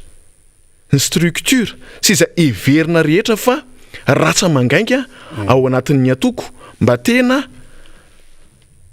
mipaka ao anatin'ny sain'ny mpikambana, izany atao hoe fitiava-tanindrazana sy fananana foto-kevitra mazava tsara izany. Ya, ny rafitra ny teneninao teo fa amin'ny akabeany ihany koa Andriamatorija raha faralay manarina dia ny resaka disipline na fifehezana, resaka fifampitondrana, zany koa anisan'ny mampiaina ny antoko zany. Ya, marina tokoa zany voalazanao zany namana Faniry. Satria raha vao miresaka redynamisation dia tsy maintsy resahana ny resaka fifampitondrana sy ny fifehezana ao anatin'ny antoko. Raha raisina manokana zany zao ohatra dia misy ny hetsika izay ho ataon'ny antoko tanora tiako Madagasikara amin'ny 27 Aogositra ho avy zao amin'ny 10 ao Abelair. Misy ny fampiofanana ny resaka hay politika sy ny hay fitantanana mba ahafahan'ireo tanora tena manana fahalalana ara-tsaina ny amin'izay tena tokony ataony ao anatin'ny antoko. Ankoatran'izay ihany koa dia ampianarina ny tanora ao anatin'ny antoko tiako Madagasikara ny tena fananana foto-kevitra mazava na le atao hoe idéologie. Fa rehefa tsy manana foto-kevitra ianao dia tsy manana tsangakevitra hijoroana ka voaviravirany vola ka any amin'izay misy ny vola no misy ny firian-kevitranao. Fa rehefa miorina ara-poto-kevitra ianao dia miaina ao anatin'ny antoko mazava tsara, ary na inona zavatra misy eo rehefa ao anatin'ny tiako Madagasikara ianao dia mijarina tiako Madagasikara mandra-pahafatin'ny fofinainao. Ary ny foto-kevitra hijoroanao eo anivon'ny fiarahamonina, ny fomba fiasanao, ny fomba fandraisanao andraikitra eo anivon'ny fiarahamonina dia tsy mifoana an'izay mahatanuranao tiako Madagasikara izay. Satria zany tanora tiako Madagasikara zany dia tanora miavaka eo anivon'ny fiarahamonina, samandray andraikitra. Samy iova izy aloha raha misy ny zavatra tokony iovaina, ary samanova ihany koa ny tontolo ny fanaovana politika sy ny fomba fijery politika. Eto dia tiana manamarika namana Faniry fa ny zava-misy iainana ankehitriny amin'ny fanaovana politika eto Madagasikara dia lasa relativité mihitsy ny tsy fanajana ny tany-tandalana, ny tsy fametrahana ny fahamarinana, na apetraka ara ny haute cour de justice, apetraka ny fitsarana avy momba ny lalam-panorenana voaingana teo. Kanefa rehefa mbola mipetraka foana ny resaka tsindry-bokotra avy any ambony dia tena tsy mipetraka le tena fanaovana politika sy ny hay politika sy ny hay fitantanana tena mazava tsara. Satria manjary lasa zay eo ambony foana no mametraka ny atao hoe didiko fe lehibe. Ary tsy misy fiovana rafitra sy fiovana mpitantanana mihitsy eto Madagasikara raha mbola zany no misy. Ary izany rehetrarehetra zany no ampianarina ao anatin'ny antoko tiako Madagasikara hoe ianao ry tanora rehefa manao politika dia le fanajana ny fahamarinana, ny fanananao etika sy déontologie mazava tsara no tena paikady mampandroso ho an'ny Madagasikara. Fa raha mbola tsy mipetraka ny tena atao hoe fahamarinana sy ny tany-tandalana, mbola hoety fontsika. Na ilaza raha ny fitondram-panjakana hoe ny zavatra tsy misy tao anatin'izay 4 taona lasa izay no ampisitsika eto tsy androso zany itsika satria le fahamarinana zay tena hijoroana sy le etika sy le déontologie tsy misy ary tsy mipetraka eto amin'ny Madagasikara. Dia efa karazany efa mame avant-goût an'ilay fiaonan-dehibe ny amin'ny QG Belair amin'ny sabotsy fa 27 volana aogositra zany ny namana rija raha zay fanazavana momba ny ay politika ny ay tarika sy ny ay fitantanana izay fa namana rija rehefa tonga eto moa tia anararoatra ihany ohatra ny nanatsidika manko tsika teo na amin'ny hoe isy orinasa lehibe zay mampiasa malagasy marobe indrindra ny tanora ao anatin'izay zany hialy eto Madagasikara. Tsika moa efa tsy hitanisa tsony zany ny fahampotehana marobe vokatry ny tsy fahaiza mitantana ara ekonomika sy ny olana ara politika eto Madagasikara ihany koa fa teo ihany koa ireo trangana retina maro samihafa zay nandalo atsika dia maro ireo tanora tsy anasa tia nitikitika kely manitikitika kely ny saiko anatin'ilay fanontaniana hoe rehefa maheno fanazavana ao dia tia amolavola tanora dia ho tompona andraikitra ny tanora tiako Madagasikara ka mba manakambara angamby anareo amin'izao mety fahaverezana asa betsaka izao sy ny fahampotehany endriky ny fitantanana mihitsy amin'ny akabeany to tahakany tsy misy mihitsy ny politique nationale de la jeunesse hiatrehana ny hoavo any Madagasikara. Tsy haiko na manakambara amin'izay na manaritra. Tena manakambara tokoa satria raha vao mijoro eto dia miezaka mitondra ny feon'ny tanora sy izay mahakasika ny tanora amin'ny akapobeany. Raha tia motika firenena na manafaniry dia ny tanora ny sombaina. Satria ao anatin'ny fahatanorana no ananana herijika ahafahana manao zavatra anankiray. Ao anatin'ny fahatanorana no anananao an'ilay atao hoe lokanady, challenge na ny défi. Ka rehefa tiana ho sombaina zany ny tanora ny firenena dia ny tanora no sombaina ara-kolotsaina, ara-tantara sy zay lafin-kevitra maro ahafahana manimba ny tanora. Simba zao ny tanora amin'ny resaka arakasa. Ibenina vita fianarana teto Madagasikara nefa tsy manana anton'asa mazava tsara. Ary eto dia tiana manamarika fa mahatonga ny tany tsy fananan'asa betsaka indrindra ny dia noho ny fanonganam-panjakana nisy tamin'ny taona 2004 ary izany zava-nisy tamin'ny 2004 zany no manao toy vakana hatramin'izao vanim-potoana iainantsika izao. Mba fantatrao moa hoe firy ny tanora mahavita fianarana eny amin'ny tontolon'ny anjerimanontolo eny mba misy atrasa ve azo ny velarana manahoana ny tolotrasa misy eto Madagasikara mahasiaka an'ireo tanora ireo ve ny ohatra hoe ny tanora ndray mihirany amin'ity taona ity zao na vita fianarana tsy misy tolotrasa ho anazy mbola manaraka anazy eo ny tanora ao arinany mbola ho aizy ireo mbola misy koa nefa ny anjerimanontolo tsy miakina amin'ny fanjakana mbola mamoaka tanora na vita fianarana ho aizy ireo tanora maro be ireo. Izany rehetrarehetra zany dia mila asiana resaka, mila asiana teny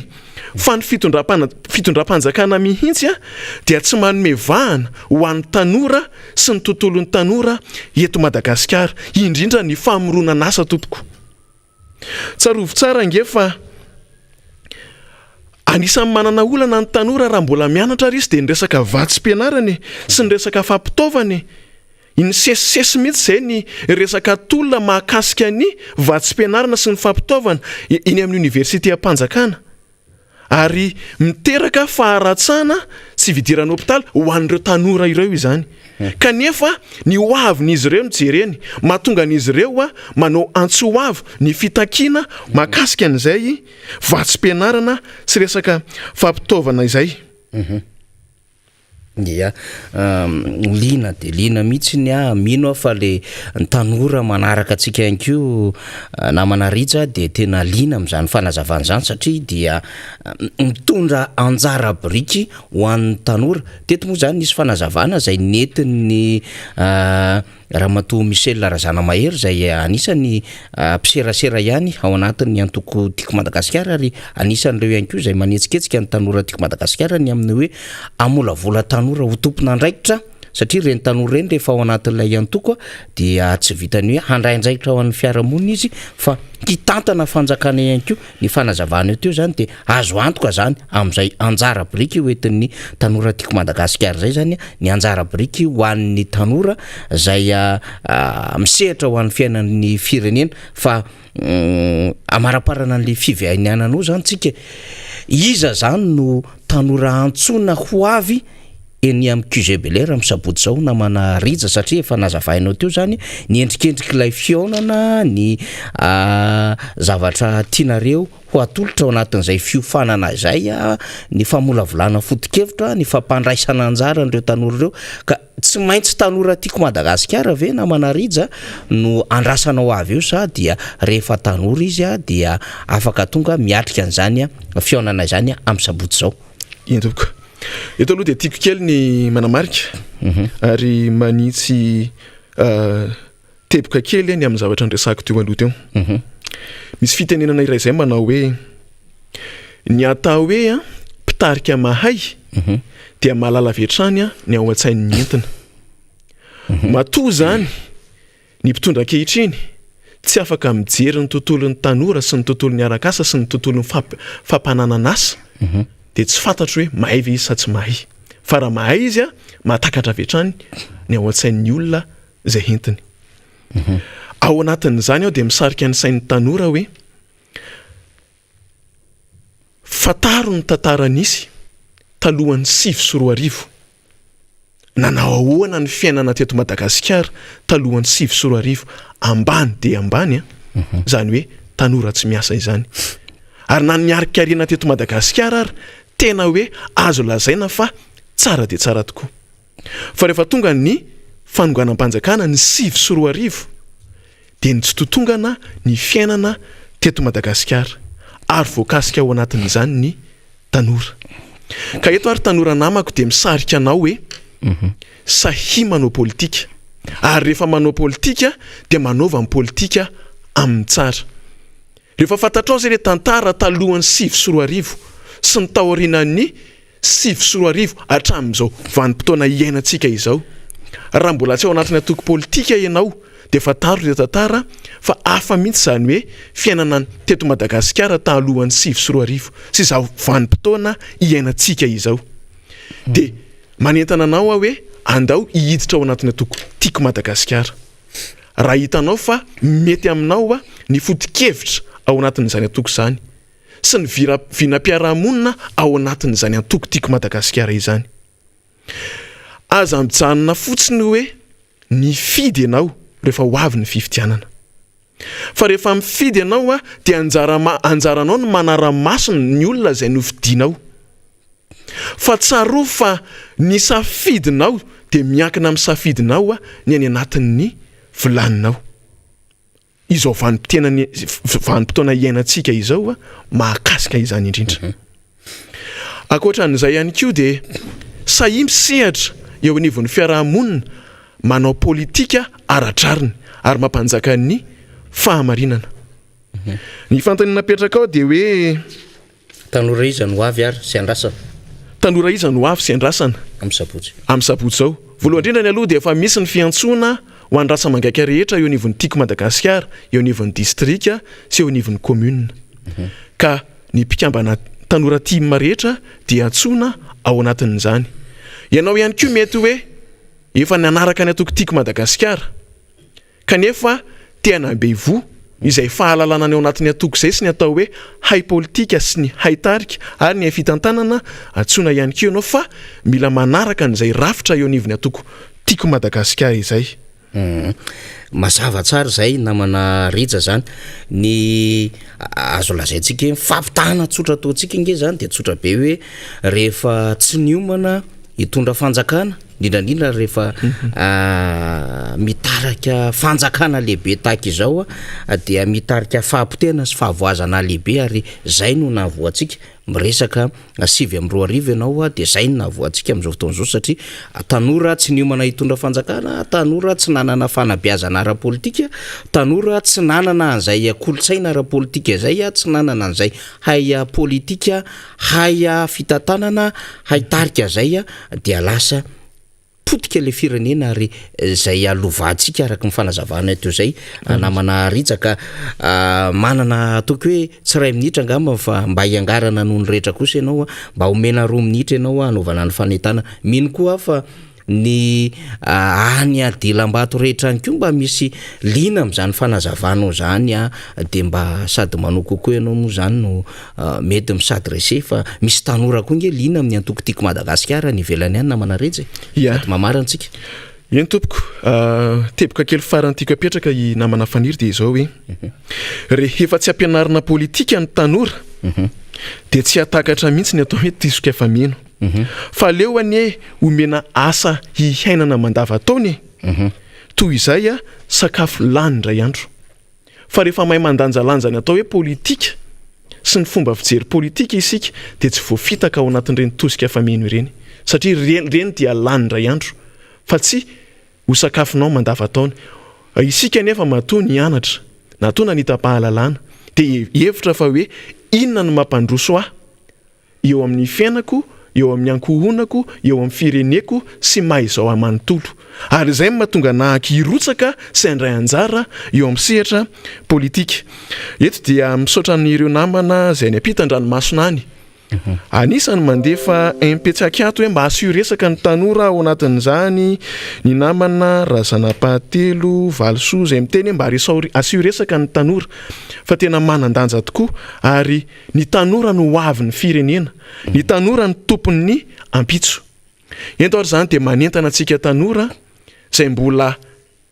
tsy manao politika sahy manao politika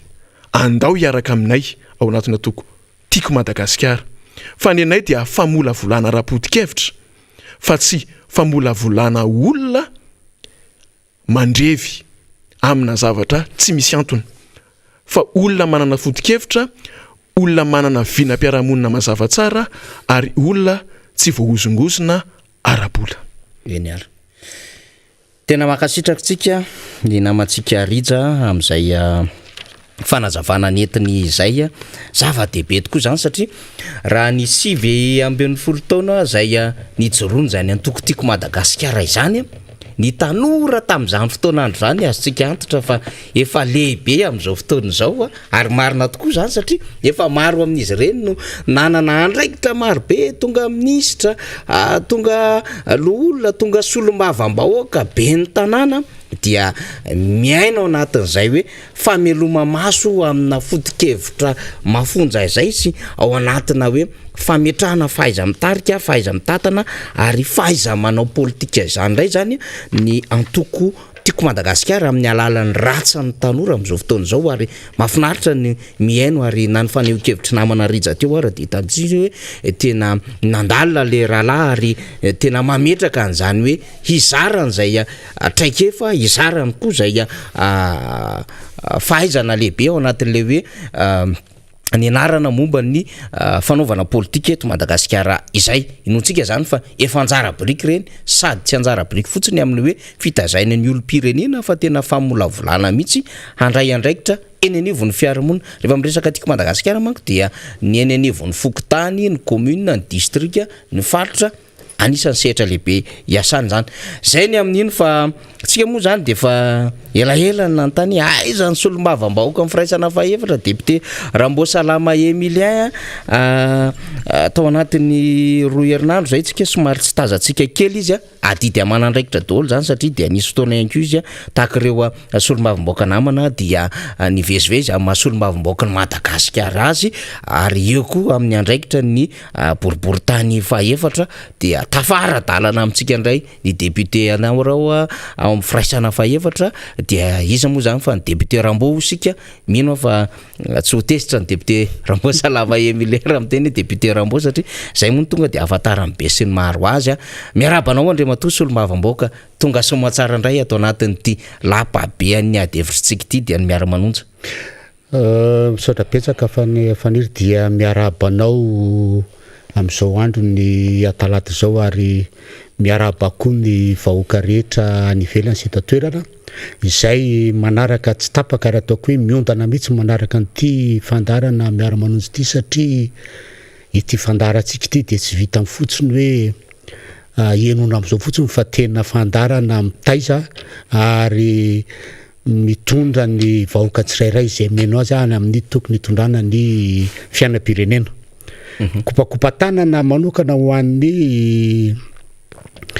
eto am-boribory-tany faefatra ary efa haingo mihitsy ny feo ary efa voalaza ny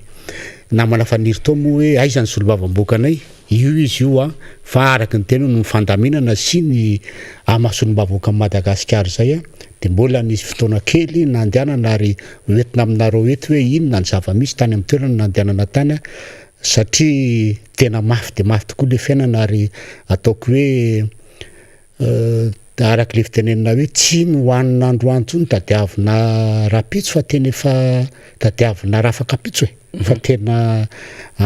mafy dia mafy le fiainana ary raha atao hoe tapakapoka amin'ny fiteny taloha zao angamba ataoko hoe efa atsasaky mifefany sisa ho an'ny vahoaka dia ho anareo amin'ny commune rurale Ranomafana zany no hoentiny eto hoe hitondrana zay kopakopa-tanana zay sy ianareo mpiasa ao amin'ny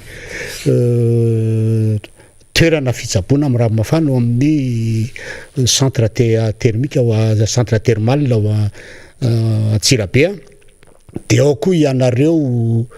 rehetra any ampitan-dranomasina azy hoe mba tenenao zay atya Canada atya Paris atya Toulouse fa dia tsy adinonareo raha ho teneny Dôly dia tsy ampy ny lera fa dia atao safy be maty mihoatra an'izay izy atambatra indray mandeha fa dia anynareo dia miarabanareo koa teknisianina rehetra ao ambadika eo indrindrindrina reo mpampita amin'ny vaovao ny amin'ny MBS ny amin'ny sy ny radio Madagasikara dia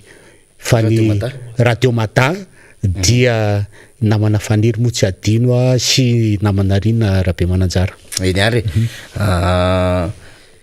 maromaro ny zavatra ho fampiresahantsika eto député Rambosalama Emilien ao anatin'izany ny tontolon'ny vaksiny satria ianao moa zany dia nanaitra foana n'iny hoe aiza lay vaksiny satria tena mila an'izany lay resaka Covid-19 efa eto atoerana amin'izao fotoana izao ny AstraZeneca rehefa mandeha lay fatra faharoa zany lay hitsindrana amin'ny fatra faharoa iny ny Johnson ihany koa dia efa eto atoerana zany amin'izao fotoana izao ny Covid-19 ianao nanaitra n'iny hoe tena mila séquenceur ty raha ty fa mampatahotra io variant delta io tsy fantatro loha hatray zay amin'izao fotoana izao ny fandraisana andraikitry ny fitondram-panjakana nandehandeha tany amin'ny sehatra misy azy tany ny député Rambosalama Emilien tontolon'ny fahasalamana sy ny vaksiny angamba aloha tonga dia hanombohantsika satria zay zany zao anisan'ny actualité koa député Rambosalama misaotra betsaka faniry ary marina tokoa ifandretina teto zay resaka momba ny séquenceur zay fa alohan'ny tena hanombohana aloha dia ataoko hoe tena zava-dehibe indrindra ny fisaorana an'Andriamanitra lehibe androany namezana antsika amin'ny fotoana satria raha tsy no fitahiny isika dia tsy tafahoana ohatran'izao ary betsaka moa no hoe te ho velonaina ohatrantsika izao anatrika zao fantaran'izao kanefa atahoana fa dia fa samy manana ny anjarany io araky ny fitenenina hoe raha vao forona fotsiny ao anatin'ny kibon'ny reninao dia fa manisa andro koa zany hoe rovina no hiala eto amin'ity tany ity fa dia mbola meny an'izao andro moa tsika dia hisorana azy zay ary araky ny teny tao hoe vaksiny no resahana eto voalohany dia mbola mampionona foana ny fianakaviana satria mandaingy ty fanjakany ity satria ny atao hoe isan'andro mamoaka atao ny chiffre foana ny fanjakana hoe antotanisa foana ny fanjakana hoe zao no isan'ny marary zao ny test natao tsy misy maty kanefa dia mialatsiny fa na eto Antananarivo na ny amin'ny toerana nandehanako tany ambanivohitra tany dia misy foana ny maty misy lasan'Andriamanitra laviny aretina Covid-19 kanefa moa zany zavatra any ambanivohitra any ane tsy mahavita manao test zany ary ny test ato amintsika dia test atonona fa tsy lay test manatona olona ataony any ambanivohitra mandeha tongotra adiny 4 moa ahoana moa no andeha anatina fitoeram-pitsaboana no test efa tsy marina mihitsy le hoe tsy misy maty eo fa betsaka amin'ny maty ka dia sainy hoe mbola mitondra foana ny teny fampirina ho an'ireny fianakaviana manana ny fianakaviana laviny Covid-19 reny ary mampahery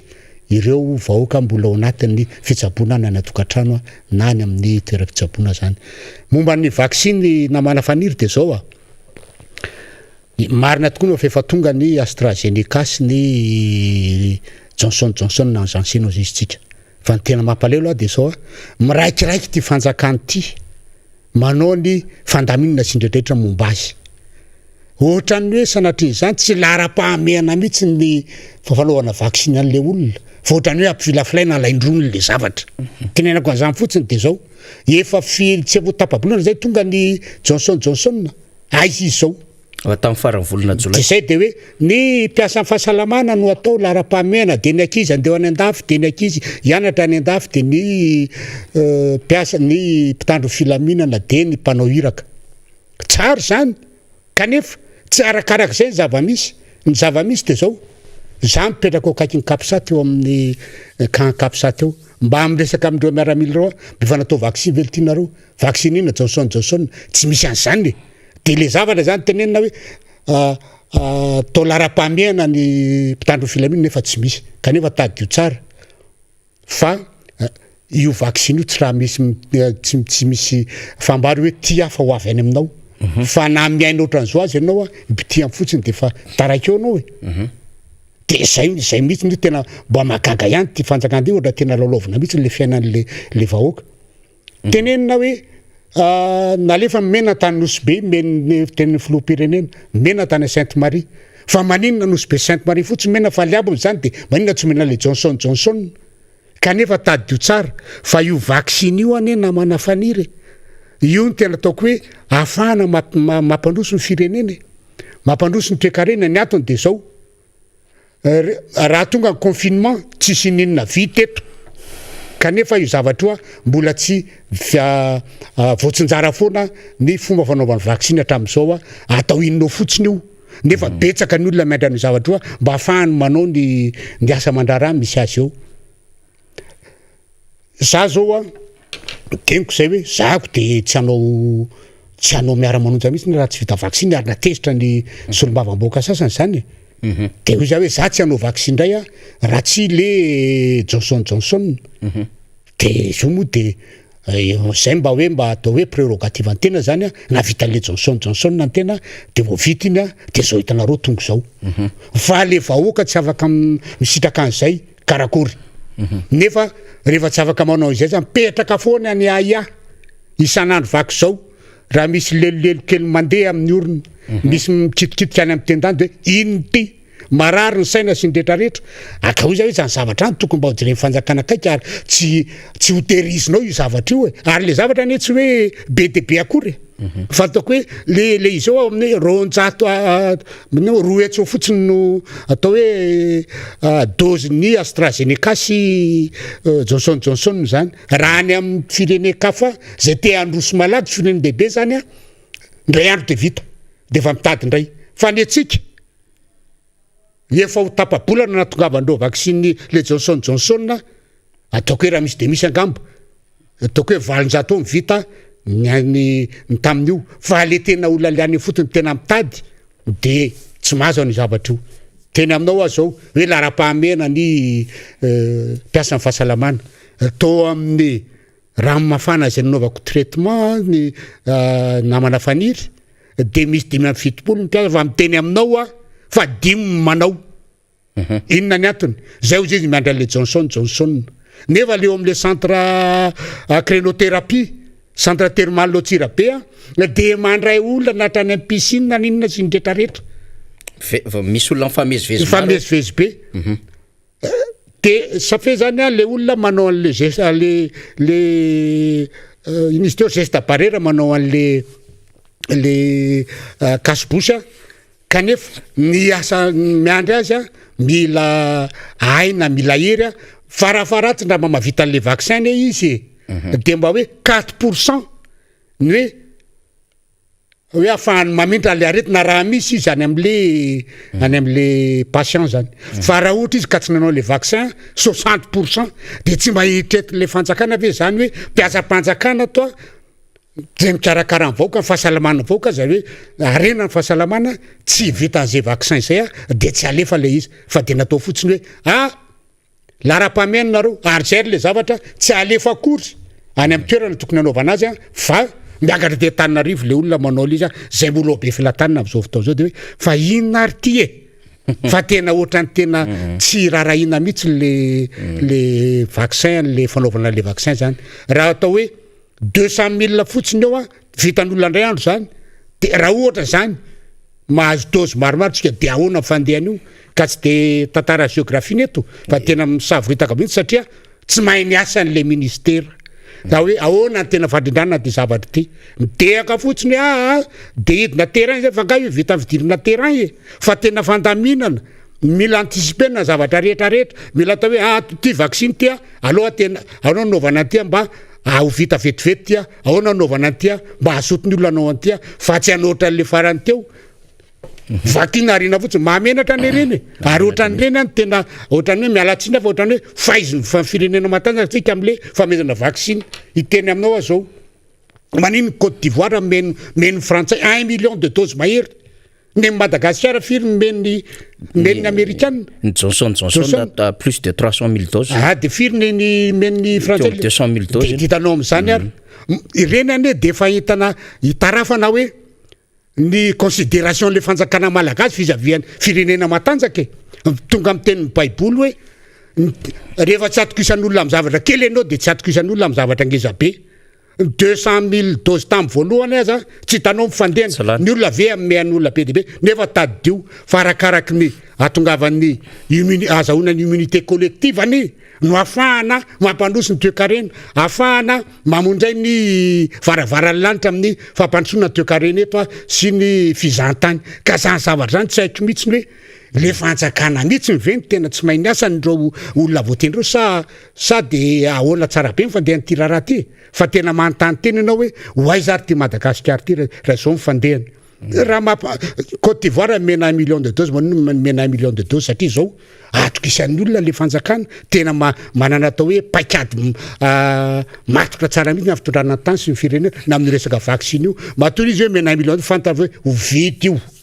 ary fa nahatsahana amin'ny zavatra omena zany zavatra ataony fanetsika de tena mampalahelo kanefa de ohatran'ny hoe soloana foana le ministra hatramin'ny tsangana ty fitondrana ty zao efa inevatra rangaty ny solo ministra ny fahasalamana ary professeur daholo de io raha mahatonga saina hoe tena ohatran'le professeur malagasy ary zany de karakory tsara be ny tena izy fa tsy hoe manambala le professeur fa tena hoe ahoana raha ny tena fandehan'ty tantary ty fa tena ohatran'ny malasa eritreritra na manafaniry tena malasa eritreritra mihitsy satria isaky misy le professeur io ngamba zao de fa marary andondray hoe ahoana ndray fandehan'ty zavatra ty ahoana ndray fandehan'ty ahoana za eto tonga eto de rovina ny ala eto ka izay zavatra zany tiako tenenina hoe tena tokony mba ho jeren'ny fanjakana malagasy mihitsy mifandehan'ty vaccine ty tsy alaindrony eo fa tena na ny olona anao ny asa fitadiavana ary isan'andro de tena malahelo ary tadio tsara fa rehefa tsy misy misokatra fizahantany io tsy afaka miasa ara-dalàna ny olona de tsisy toe-karena mandeha am'izay izy eto ary tsisy ninno vita eto fa de ho gisitra lava eto ary tsikara de rehefa kelikely de mety ho gisitra tena gisitra mihitsy satria efa anoany de izao raha mety Afghanistan tratrany guerre civile 20 taona mbolo hiakatra alohantsika ndray de tsika zany mamafa tao mamafa trano ary ambany ary tena mampalahelo ary tena mampalahelo ary io de aloha zava mihitsy ny resaka fa raha oarina am'izany firenena menan'ny dozina vaccin maromaro zay manana paikady tsara sy mahafonja zany ny isika dio za hoe mampita zahatra mandakany Côte d'Ivoire zany samy pays francophone tsika samy tao amin'ny hodikodina tao amin'ny 20 taona tao dafolo nazahoana fahaleovan-tena fa raha izany am'izao fotoana zao miainantsika am'izao Côte d'Ivoire sy Madagascar dio za hoe mbola tsisy ka tokony eritreritra mihitsy zany lay mpitondra vanjakana andraiky fa raha izao no mitoy de mitena mialatsiny fa de rehefa kelikely ho tonga amin'ny atao hoe explosion sociale satria le vahoaka efa tena mihina mifatino tena le mpanotra le mpiasany amin'ireny centre crénothérapie reny de rehefa tsy misy olona tonga marary io de tsy mahazo nahariary aza satria bénévole le olona de reny zany mba mamiazy no le tsy fananana azy ka tena mampalahelo izy fa tokony eritreritra mihitsy le fanjakana hoe tokony ataony vaccin io fa tsy alaindrony ao ary ataony communication mazava amin'io de atao malaky io zavatra io arakaraka ny teny hoe lara-pamena mena ampitandry filaminana mena ampiasa fahasalamana mena zay tokony mena ny olona marefo zokolona sy ndretraretra zay angavany amin'iny eny aloha ary mazava tsara zay fanazavanao zay ilay ministre ny CCS moa zany de tao anatin'izay professeur Julio, professeur Amady, professeur Rakotovao mifarany teo de zao ndray professeur Azely Randriamanantany zany nresahany député Rambosalamy Emilien teo fa resaka vaccin moa zany sady manofana entana ihany tsika député Rambosalamy Emilien de hoe ho an'ireo fa nisitraka lay faritra voalohany tamin'ny AstraZeneca copie Covishield dia mitondra fotsiny amin'ilay carte de vaccination zany tsika manantona ny amin'ny retobo zay hanatanterahana ny vaccine amin'izao fotoana zao satria iny carte de vaccination iny no manamarina zany efa misy fitomboka ao menamena tamin'ilay vaccine voalohany faritra voalohany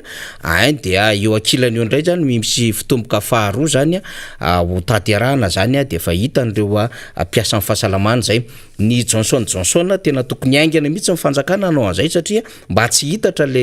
aretina zany satria raha plus de 300 000 doses zany io fatra ray ihany izy iny député Rambosalamy Emilien fa tsy mitovy ny AstraZeneca de fatra roa de ty zany le fatra faharoa zany tia fa ny Johnson de fatra iray ihany tena miavaka mihitsy reo satria ny carte de vaccination sy le fatra de mampiavaka andreo zany ka ny fanjakana tena tokony hanao ezaka anatin'izay satria tsisy afa-tsy ny vaccine rery ihany raha mijery an'le 200 000 na 300 000 doses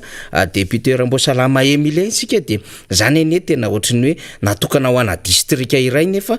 firenena ray manontolo resahantsika raha zany isa zany tena vitsy de vitsy nefa no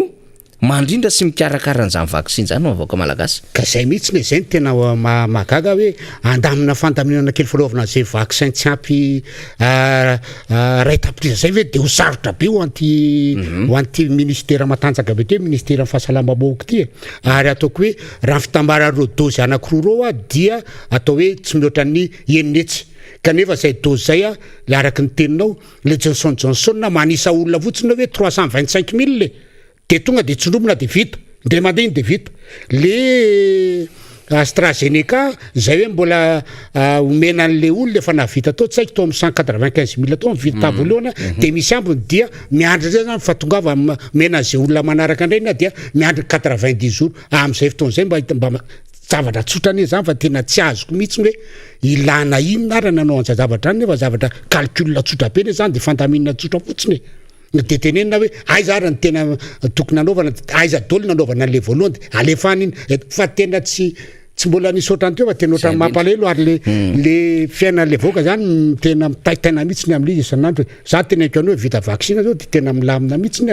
tena milamina mihitsy tranquille tsara ianao ouais tena tsy problème tsony ny atongavany eto miara-manao sy ndretra fa tena milamina ary anomboka anao terrain am'izay tsika sy ndretraretra tsika rehefa aveo député Rambosalamy Emilien rehefa miresaka terrain manko de redynamisation zany fa meloma maso sady afitsididiana ihany koa amin'ny vahoaka zany satria dia ilain'ny vahoaka ihany koa anatin'ny ady mamay sy ny fahatsompanantenana amin'izao fitondrany zao ny hoe tsidian'ny tompona andraikitra manakaiky azy solom-bava moka fa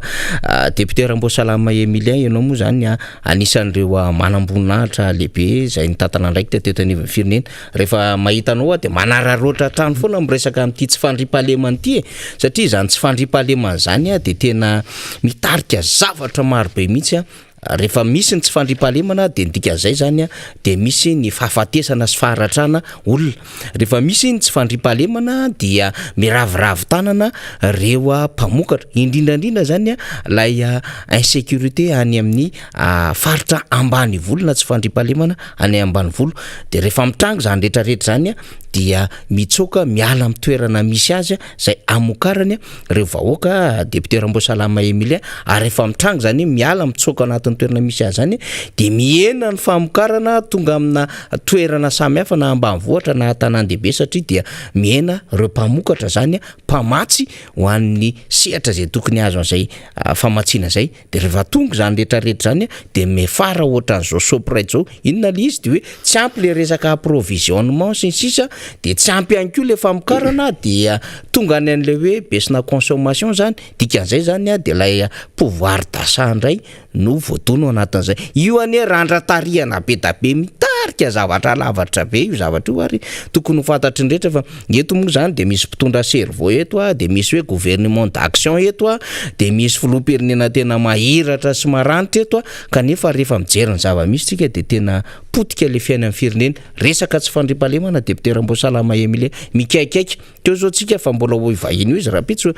tena any aminay Bongolava nefa tonga eto foana namana anjara mitantara hoe zao ny zava-misy any Bongolava tompoko mitantara ny namana avy any Parafaravolona raha eksa mitantara ny namantsika ry Akadinandrina ny namantsika any Toliara naiza ary ny afatra azotsika eo de tena hoe mitaraina amin'ny tsy fandriampahalemana ndrehetra ary le adalana sy le loza ataon'le dahalo koa de tena hoe tsy vitan'le mandroba fananan'olona izy fa tena mamono sady manolana tena marikoriko mihitsy nylay fotom-pisainan'le dahalo amin'izao fotoana izao a rehefa miaino nefitsika ny fitondram-panjakana de triny mandray ny andraikinay zay a tena tsy milefitra zay sy ny sisa nefa ianao isan'andro anandro zany tsika deputera Mbosalama Emilia zany ary ny zava-misy inona no azo ambara marina daholo zany teneninao zany fanira ary rehefa natao ny fanadiadiana momba ty tsy fandriampahalemana ty de no ny fahantrana lalina de lalina na andrenivohatra na ny ambanivohatra noho ny tsy fananan'asa ary zany zavatra zany ny tena ny rongatra dia noho ny vokatry ny fanonganam-panjakana tamin'ny 2009 tao anatin'ny mpitandro filaminana mihitsy ny tena koa ary nanana ndraikitra ambony a talohany reny 2009 reny fa après 2009 reny rehefa mataoko mifampitahana an'le zavatra nitranga de midalo lasa ndanina paikady vaovao araka ny teninao tao tsy vitany hoe mangalatra ombontsony fa lasa mamaky trano de mandoro trano dia lasa manao kidnapping ny mpiandro omby sy ny vehivavy tatsany ambanivohitra any ny aty andrenivohitra dia mifandray am'izay any satria misy apahany noho tsy fananan'asa sy fahavereran'asa zay a dia lasa mangalatra mamaky trano ary lasa manao tsy fanaona aty andrenivohitra lasa ndray makany ambanivohitra de lasa mamboly rongony de rehefa mahavita mifambolena rongony a de ary mampimero zalahy hoe ndehanao exportation zay exportation iny exportation na rongony any Tananarivo dra zany miimporter rongony mampitainy le tena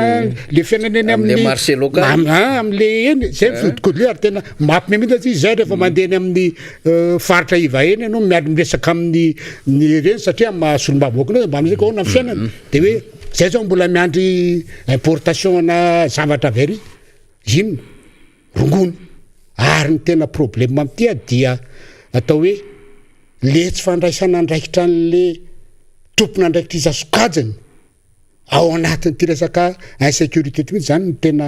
olana ary tsy mahay mianticiper hoe inona ny tena tokony amogarina ny zavatra ty andray ohatra anao am'izao ilay hoe rongony ary avy amin'ny orongony io ny tena satria mivary zalahy da avy amin'ny orongony io a no mahatonga dra lasa samanao zavatra io a mamon'olona na mangalatra basy mpitandro filamina na any amin'ny toby any a fa ianareo farany teo zao nisy teo amin'ny kapisady teo tena tsy fohan-drala mihitsiny de mandeha manolana akizikely ary zany hoe efa azo le zavatra io de very le fanahy de le fanan'le olona mamalagasy mihitsy zany hoe fanahy maolona io zany tena tsy ohatsony a laza mivadika biby no inona no ty rongony ty ame ohatra anao fotsiny ahako tany ary mbola toizin'ny mpitandro filaminana am'izao fotoana zao ao analabe ao tsy nanana ambanja ao anelanelany ambanja sy voemary misy hoe alabe zay de fa commandant de gemere fitany a tam'izany fotoana zany de nitafika malagasy moa zany a mpanampy ny zandary sy ny polisy pirenena fa isa taona zao a de misy any opération atao ifana opération ao analabe ao a de rehefa mandeha 60 tonnes na rongony mitratra ao misy mamboly eo zany misy mamboly eo de hoe za hoe zany zavatra zany azo anticipena hoe ahoana ny fomba tsy hatongavana zany fambolena hatongavana am'izany fambolena 60 tonnes rongony zany de miaramila sy ny gendarme zany a sy ny polisy no manao opération de grande envergure manala an'io manotika an'io de mandora an'io rongony io zany zavatra zany nefa raha ohatra ka mandraina ndraiky ny misy ministère amin'ny fambolena zany hoe manao reny garde forestier reny zany a mandeha de raha vo mahita zavatra ohatran'izany raha matahotra izy de miantso mitandro filamina tonga de vo mamafina vo tonga de ongotan'izany zavatra zany fa tsy manao ny asany io manarak'izay a raha tena manao ny asany ko ny atao hoe ny amin'ny filamina natiny sy ny sega zay tena tompona ndraikitra ny any ambanivohitra sy ny eo tapin-tanàna raha mijery an'izany izy a de vo manao siosio fotsiny tonga de efa mandeha manao atao hoe présence permanente any amin'ny terrain zany hoe manao karazany ohatrany hoe marche manœuvre zany a mijery an'ireny toerana rehetrarehetra eny vao mahita de manongotra zany zavatra zany tsy mila antanina vola be intsony satria efa tafiditra ao anatin'ny budget ny miaramila sy ny gendarme sy ny police zany fa manao opération azahoana 60 tonnes zany any ka tena vola be tsy toko tsy firona lany isa-taona de tsy maintsy ho zay foana ave ary tsy eo ihany fa ohatran'izay koa ny any amin'ny faritra atsimo any amin'ny faritra onelany tsy vory sy be troka sy aniny iny mahavokatra be iny a de efa nanao opération tany koa tam'izany ary ny any a tena ataoko hoe mandelatra lavitra no ty analabe ty zany hoe avy amin'ny orongony io zany a nanaovandrelany ty efa misy manam-pahedina koa mate manao makan'ity jus ana rongony ty de itsondromana afatsy ny drogue zay afarana avy any tonga avy amin'ny vilany hoe tsy haiko hoe ahoana natongavany eto a nefa neto amitsika de malaza be mihitsiny hoe tsy maintsy tratra ny avelavelany sy ndretrarehetra nefa de misy cocaïne tonga avy any misy héroïne tonga avy any velany tsy eto nefa tsy misy mamboly an'izany taliban zao matanjaka am'izany a ary io fidiram-bola taliban fa tsika tsy mbola misy an'izany avy ay ary nidiran'izany eto Madagasikara zany hoe le resaka insécurité eto zany ny atsika de tena le atao hoe le ministère isatsokajy zay tena tokony le tena tokony ikondoe ao nanaovana an'ity zavatra ity fa tsy falimazo ny titre le ministre fotsiny a de nefa tsy andray andraikitra momba ny zavatra io ary tena mampalelo izy satria zao a le zavatra mitranga am'izao fotoana zao de tena hoe le dahalo sy le mpamon'olona de tena tsy oatsony le fanahy ary tadio tsara fa le fanahy maolaka rehefa tsy eo fanahy de tsy milamina zay ary tadio tsara koa mitsika malagasy miteny hoe raha anao nankibo vezivezy ny fanahy de noho zay le fantrana tsy fananana aza zay ny tena problème ary tokony ho jereny mpitondra fanjakana mihitsy le fijerena n'le asa mba ilana am'izaka insécurité zay a ary isorako mihitsy ny zandrikely iriza atao ny teny hoe misy any mpianatry université mivoaka avy any fa tena tsy manana azy ndrea ay ve tena trano zany le zavatra zany hoe le programme le fanjakana le famele fa izy tao fijerena vanasa ho an'ny kizy zany tena tokony hijerena mba ilana am'ty resaka insécurité ty a mba edina am'ty vatrano ty a fa tsy fanaovana zavatra fa zay atao hoe mahafalifaly fotsiny aka nefa tsy mitondra makaiza akory a ny tena hojerena zany hoe tokony hojerena atao lara-pahamehana mihitsy zany a ny social-mbahoaka ao anatin'izany ny resaka insécurité satria tadio tsara fa rehefa tsy milamina ny tany sy mifanjakana de efa tsisy ninona vita eto a na ny toe-karena mitrosona na ny fianarana tsy alehany am'zay fandehany a satria resaka insécurité de tsy tonga ny ankizy andehana satria matahotra voolana eny andalana tsy mandeha am'loany ny fianarana satria raha mody arivarivo de matahotra mitranelakelan-trano any a satria maizina ny tanàna niny izy teo ny lalana ratsy mitatatra misy lava misy goka dia mitondra faratrana tsy hoe resaka hoe dalo any resaka insécurité fa hatramin'ny resaka hoe maizina ny lalana izy teo ratsy lalana sy ndretra tafiditra ao anatin'ny edina mihitsy fandripahalemana dao zany retrarehetra zany ry namana faniry areto a tena hitra am'ty hoe resaka amin'ny asy tya de zao de misy resaka hoe ho asorona ny eo amin'ny fahasankarana de ohatrany hoe be de be indray ndray zany ny olona tsy anasa ao de hitombo indray zany ndreo ary tadio tsara fa aty amin'ny fity amin'ny faritra iva misy an'ny fahasankarana de ho aiza ndray zany angalatra ndray zany reo olona rehetra fa tsy manana azy satria ho asorinao fahasankarana tsotra beny a maninona ny vita manao indemnisation an'ny olona zay manana tany titré borné anaovana tana masoandro maninona tsy vita manao ny indemnisation an'ny fahasankarana fantatra fa en filatex mena tsy vidina filatex io raha tena mitsinjo ny fiainam-bahoaka ny mpitondra fanjakana te volanareo ry filatex vidin'ny fanjakana 4 milliards ty utilité publique zay indrindra dia anaovana gara routière hoan'ireo olon'ireo ny ary amin'ny fisandratana ao atao amin'ny metsinanana ty atao amin'ny menatsimo so amin'ny mekandrefana inona ny olana amin'izany fa de tena mihitsy ngamba taloha resaka hoe ty en filatex ty ka io tsy azoko tia fa io mpiaraka aminay io ino izy teo consul zao rehefa utilité publique io de zay de ataovy inona mo izy teo ny indemnisation an'ireny zavatra iny de vidio de anao fa raha zao ndray fahasankarana ho asorinao de firindray ny olona tsy aso ao de itombondray tsy fandripahalemana de ao aiza ihany tsika ty tena enjana be enjana député Ramboasalama Emilien zany ezaka ihany na fantatra hoe tetety toerana maro ianao zany amin'ny député de Madagasikara anao rehefa nyresaka tsika teo fahasalamana tsy fandripahalemana tsy fanananasa andao resana ny zava-misy raha afaka miresaka anao na minitra vitsy any ambany voatrany ny fambolen'ny olona sy ny zavatra iainany vahoaka any satria nandehandeha tany ianao mahalinona mpiainao antsika koa zany ny vola vanila ohatra zao ny ministèren'ny indostrie sy ny varotra sy ny asa tanana tamin'ny fotoanandro le mika de hoe 2019 ny tsaroko tsara 2020 tsaroko tsara de hoe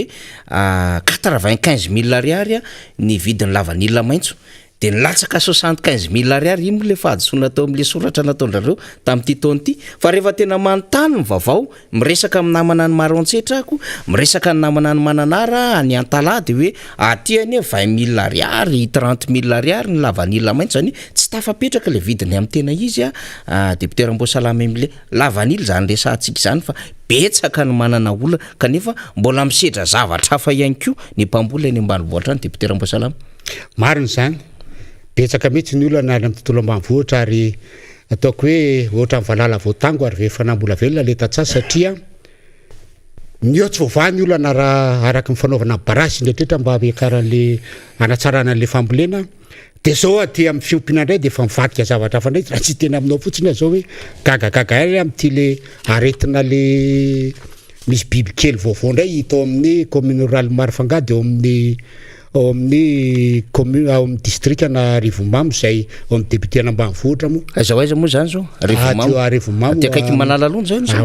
akaiky ny manala londo amin'ny triangle io zany misy izy de tena mampalahelo satria io zavatra io zany efa tamin'ny volana juin nefa nytenenina mpitondra fanjakana sy ny tompona ndraikitra amin'ny momba ny fiompiana sy ny fambolena hoe misy an'izao any aty ary tadio tsara fa ny olany ambanivohitra any dia fiompiana sy ny fambolena ny tena mba fidirany vola zany ary io omby io mitovy amin'ny era Madagasikara de ny mbola mba ataon'olona banky le banky nefa tia le omby memay de tsy misakafo mato azy tsy azo hoanina rehefa avy eo de eritrereto fa mitohy ohatran'izany foana zany le izy de ho aizy reo tatsara zany hoe le fanjakana mihitsy zany raha ohatra le fanjakana ka efa mba manana atao hoe paikady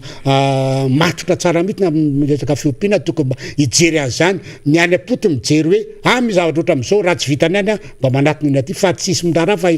tia rehefa misy zavatra midona foana zay vao hoe inona ny vahaolana zany hoe ndretrarehetra mihitsy zany hatrany atapy mikatrare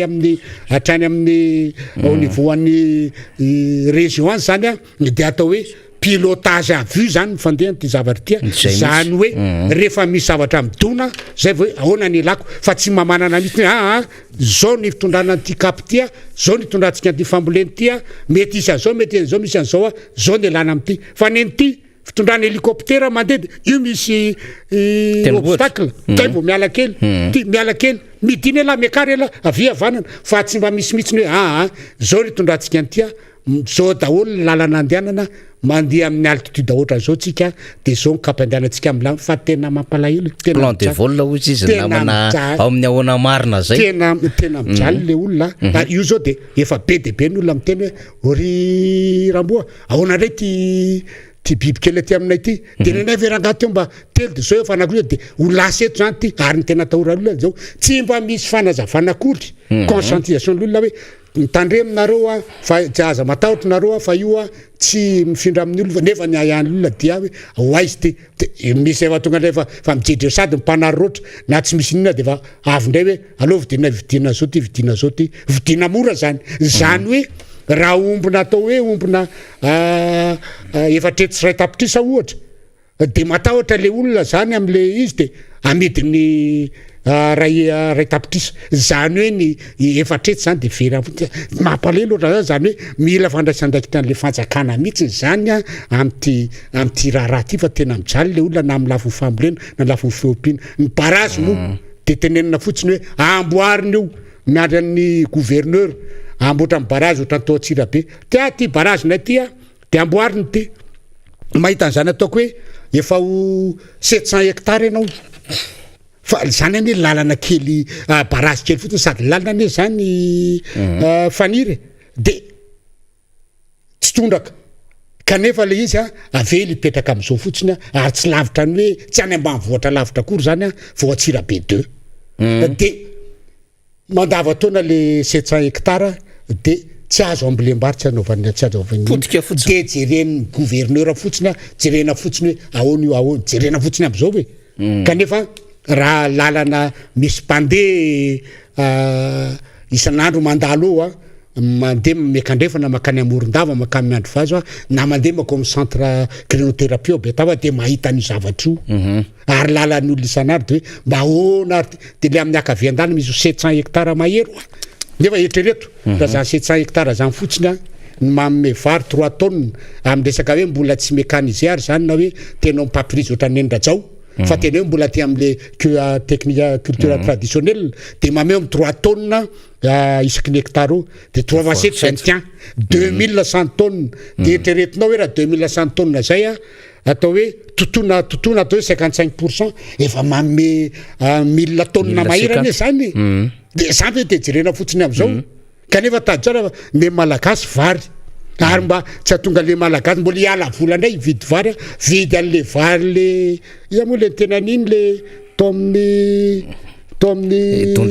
tondresaka de hoe varilo izalahy no terany fa tsy za mba tsy vidianana an'iny de mba misy économie ho an'le olona de zany jereny le ragova fotsiny hoe le ragova vakina karatra hoe de andalovan'le rio fotsiny zavatra io isan'andro tsy hitany koa nefa le rio mandeha matetika makany amin'ny Betafo mijery ny député amin'ny Betafo mandeha mekandrefana makamy Mandoto mampalahelo ne tena jereo zavatra ohatran'izany ohatran'izay tsy lavitra le anao am'le commune rurale amin'ny Betafo nisy moa zany mpitondra fanjakana tany de mba teneno any ozy izy nampanantena hoe zay mpamboly voatabia ny fitondrana am'izao fotoana zany de hoe anao transformation na voatabia ohatra le madikore fa hatramin'izao mbola tsy hita hoe karakory tsara be fa de raha manara-penitra misy ao nefa le olona tena mitrongo vahoamana olo ka za ihany teny hoe tena mampalelo le tantsaha ary tena ilana olona mahafantatra ny tena hoe fiainan-tantsaha ary zay ny any no hitenenako mihitsy ny malagasy 220% malagasy de tantsaha piompy sy mpamboly de za hoe io de tsisy mahavoan'ny filomarika Ravalomanana na Rangara ohatra hoe tondrany ty Madagasikara ty raha ohatra mbola ampandroso ny tontolo ambanivohitra sy ampandroso an'tya fa resa be fotsiny natao an'izao hoe anafatra omby an'izao 50 ambizato hoe menary atao an'izao vava mibetsaka fa tsisy tsy hita zay tena fandehan'ny tantara ty ny départemental lehibe teo moa zany député Ramboasalama Emilien le hoe ministère ny fambolena fiompiana sy ny jona de mivakina roa le izy vakina telo mihitsy azy satria zao zany am'izao fotoana zao zany de ministère ny fambolena sy ny fiompiana dia départemental ray fa nomena vice ministre mikasika amin'ny fiompiana solombavam-baoaka niaraka taminareo tao ihany le izy de ny départementant jony zany a de natao mitokana manokana zany navelona tamin'izany ny jony zany a fa tsy niaraka tamin'ny fambolena sy fiompiana de raha le fanazavana teo tena hoe hita mihitsy nandehandeha ny député Rambosalama Emilien teto Madagasikara nandritra zay fotoana zay tena hoe mba hita zany le miracle zany le mba hoentin'le départementa zany ao anatin'izao zavatra hoe tena mba hamaolana ve tsika raha teo koa nahazo an'le famatsimbola efapolo tapitrisa $, 40 millions de dollars zay atao anaty le famatsimbola ny ida moa le izy miaraka amin'ny banque mondiale zay hoan'ny tontolo ny fambolena de mahita atsika hoe mba avitininy zany ka le fanjakana matotsika amin'ny resaka hatran'izay foana député Rambosalama Emilien dia be loatra le oeraoera sy le dedaka le fanjakana kanefa rehefa jerevana le vokatra na le résultat dia tena tsy mifanaraka mihitsy ny amin'le vava lazainy sy le makety atao échantillon etserola izy fa tena lasa le fiarikaren'le vahoaka mihitsy no simba amin'ny akapeny mamaraparana ny fotoantsika tena sasy de sasy resaka ny député Rambosalama Emilien mbola te hiresaka ny resaka medefitsika nefa ny fotoana manery atsika mbola te hiresaka ny resaka Shoprite ty tsika tena zava-doza mihitsy ny afitsiko ty Shoprite ty kanefa ny fotoana atsika koa tena manerinery kely atsika député Rambosalama Emilien zangamba te hanararoatra anao hoe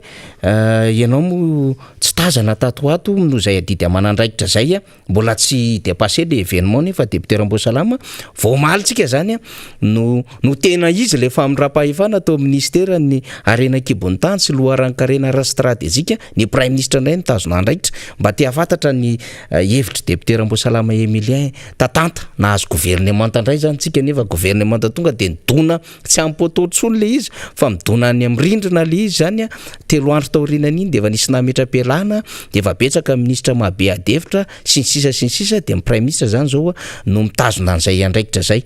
inona ny azo ambara mikasika ny gouvernement iny aloha zany député Rambosalama satria zao ianao vao mba tavaradalany eto indray tsika mianaka zany ny aho zany fahitako an'iny gouvernement iny dia raha tsy teny fotsiny hoe tamin'ny famindrana ny fahefana ny andraikitra teo amin'ny ministère minina sy ny prime ministre de hoy za hoe tonga de tsotra be hoe tena tsy manan'olona ty régime ty ny eo ihany ny avadibatika ary tonga de verina am'le tenin'le mpanao gazety ndray mandeha ry hoe gazety nanao an'io de ombako manana viteny hoe remaniement des pourris satria tsy misy olona vaovao mihitsy zany mba dia fa olona efa pourri matosoloana de olona mbola ao anatiny ihany no misolo an'le izy de ohatrany tena hoy za hoe fangady tena tsy misy olona mihitsy natao amin'ity no prime ministre zay fa lehibe amin'ny administration no saina mitantana io zavatra io fa de nao zay matsangia prime ministre de za hoe mahavitabe amin'ny atao ianao ary le ho alaiko amin'ny vava mihitsy ngia prime ministre le miteny hoe rehefa tsy mifanaraka amin'ny lalatsaiko ny any olona ao tonga de sorotro tsetsatsaritra talohan'izany de aty faniry nandeha teo alohako tao ngia prime ministre atao renako moa zany de pipan de nikisaka tamin'ny lalana io mialanosatoe teo anaty fiara teo amin'ny lalana teo anosatoka de nikisaka de teo aloha tao de mandeha mampipipan de mampime am'le izy hoy za hoe tena tiako mihitsy ny prime ministre mahita an'ity lalana mialo anosato manao ary andotam-piainako ty satria boribory tamin'ny fahifatra ty fa lalana ane zany ary izy mandeha amin'ny afanganam-pandeha amin'ny 80 na 90 km à l'heure angamba fa tena atako mivilavila mihitsy niny V8 niny sy mitototona de za hoe mba hita an'izay fa tsy hoe zay ihany no am'ty fa de hita koa araka le tenyty hoe rehefa tsy mifanaraka amin'ny lalatsaiko de asotro za hoe hita koa zany ny teninga prime ministre ty andraikitra horaisiny momba ny ministre ny travaux publics hoe mba amboary lalana route nationale ane iny fa tsy fanliana indray amin'ny commune urbaine Tananarivo Anatananarivo fa route nationale io fa tsy route municipale na route communale ka de hoy zany mazangia prime ministre hoe hitanao izy iny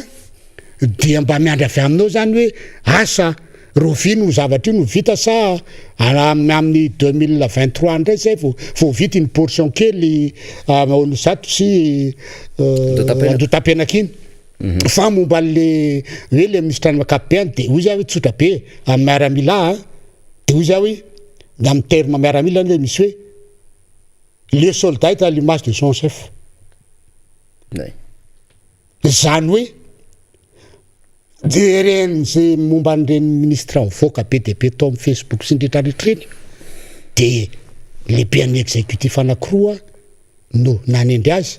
dia mazava be zany fa tonga dia izay fotsiny aho hoe raha olona ohatran'ireny zany no misy problème ohatran'ireny zany a mitranga ao anatin'ny fitondrana ao ao anatin'ny gouvernement ao dia izy moa zany ny taratra ireny zavatra ireny efa mijery fitaratra tsy ny lehibe ny exécutif anankiroa fa dia misy fotsiny aho hoe anjara mivoaka no mijery hoe anahoany reto ekipa vaovao reto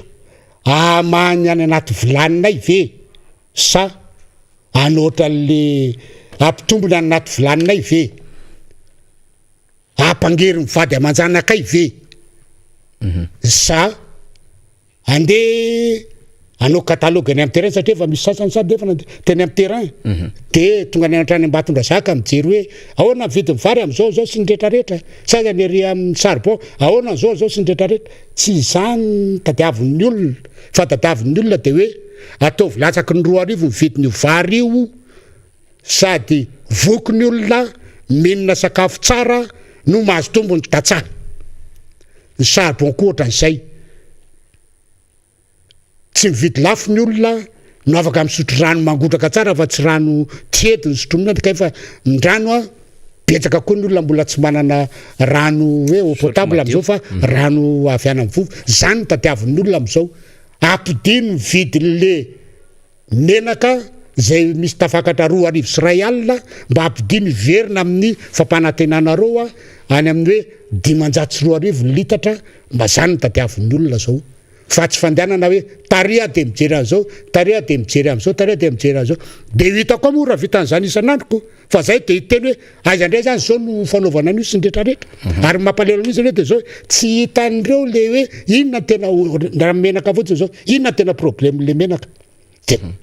tokony misy fitondrana fanazavana eto zany hoe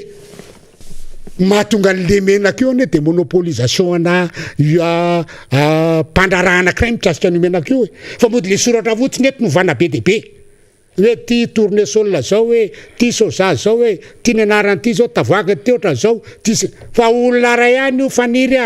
zany hoe zay tyle olona anaovana an'io zany a monopole an'io dia zay maneno io raha zaraina dia mitovy amin'izay mipetraka ny lalàna fifananana mba mieno fa tsy tindrona zao satria misy gros bonnet ambadika an'io misy tonga dia miteny mahitsy be misy karana kaika mpitondra amin'io manambola be amin'io zay mpamatsy mpitondra zay no fandehan'io zavatra io ka hoy za hoe etsika mahita azy amin'ny mpitondra io fantadiavin'ny olona dia hoe mila mikaka mila mangery soa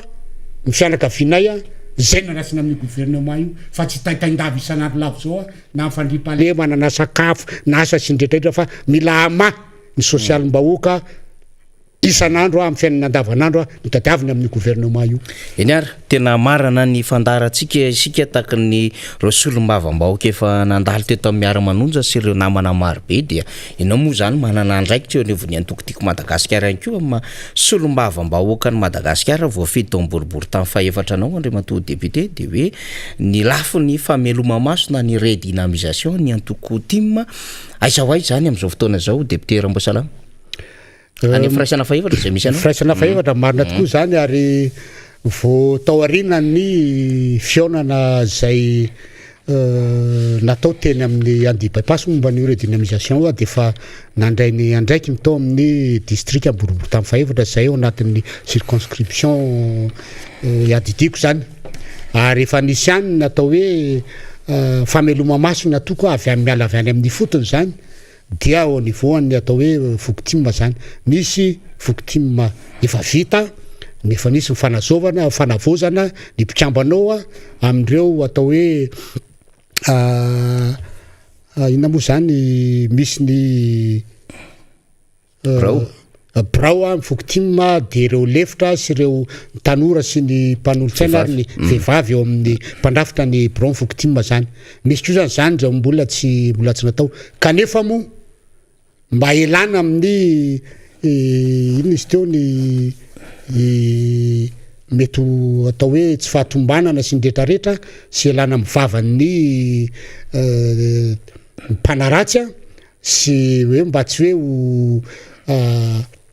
tena anatin'ny manara-dalàna tsara fanaovana an'le redynamisation dia hoaveny amin'ny boribory tamy fahefatra zany ny bureau politique amin'ny faraika ambe folo ny volana septembre ho avy zao ary anao ny atao hoe karazany ohatrany hoe lancement officiel ny redynamisation eny amin'ny boribory tamy fahefatra na de hoe efa nisy natao ihany azy fa io zany dia anasana ireo tompona andraikitra rehetra ao anatin'ny victime zay tao anatin'ny birao teo aloha asiny birao vaovao am'izao fotoana zao zay efa misy mandray ny anjarany anatrika an'izany resaka redynamisation zany sady eo koa zany de miteny aho hoe ony atokany ohatrany eo amin'ny mpivady atokantrano ihany misy mpifamalina ihany miaraka ao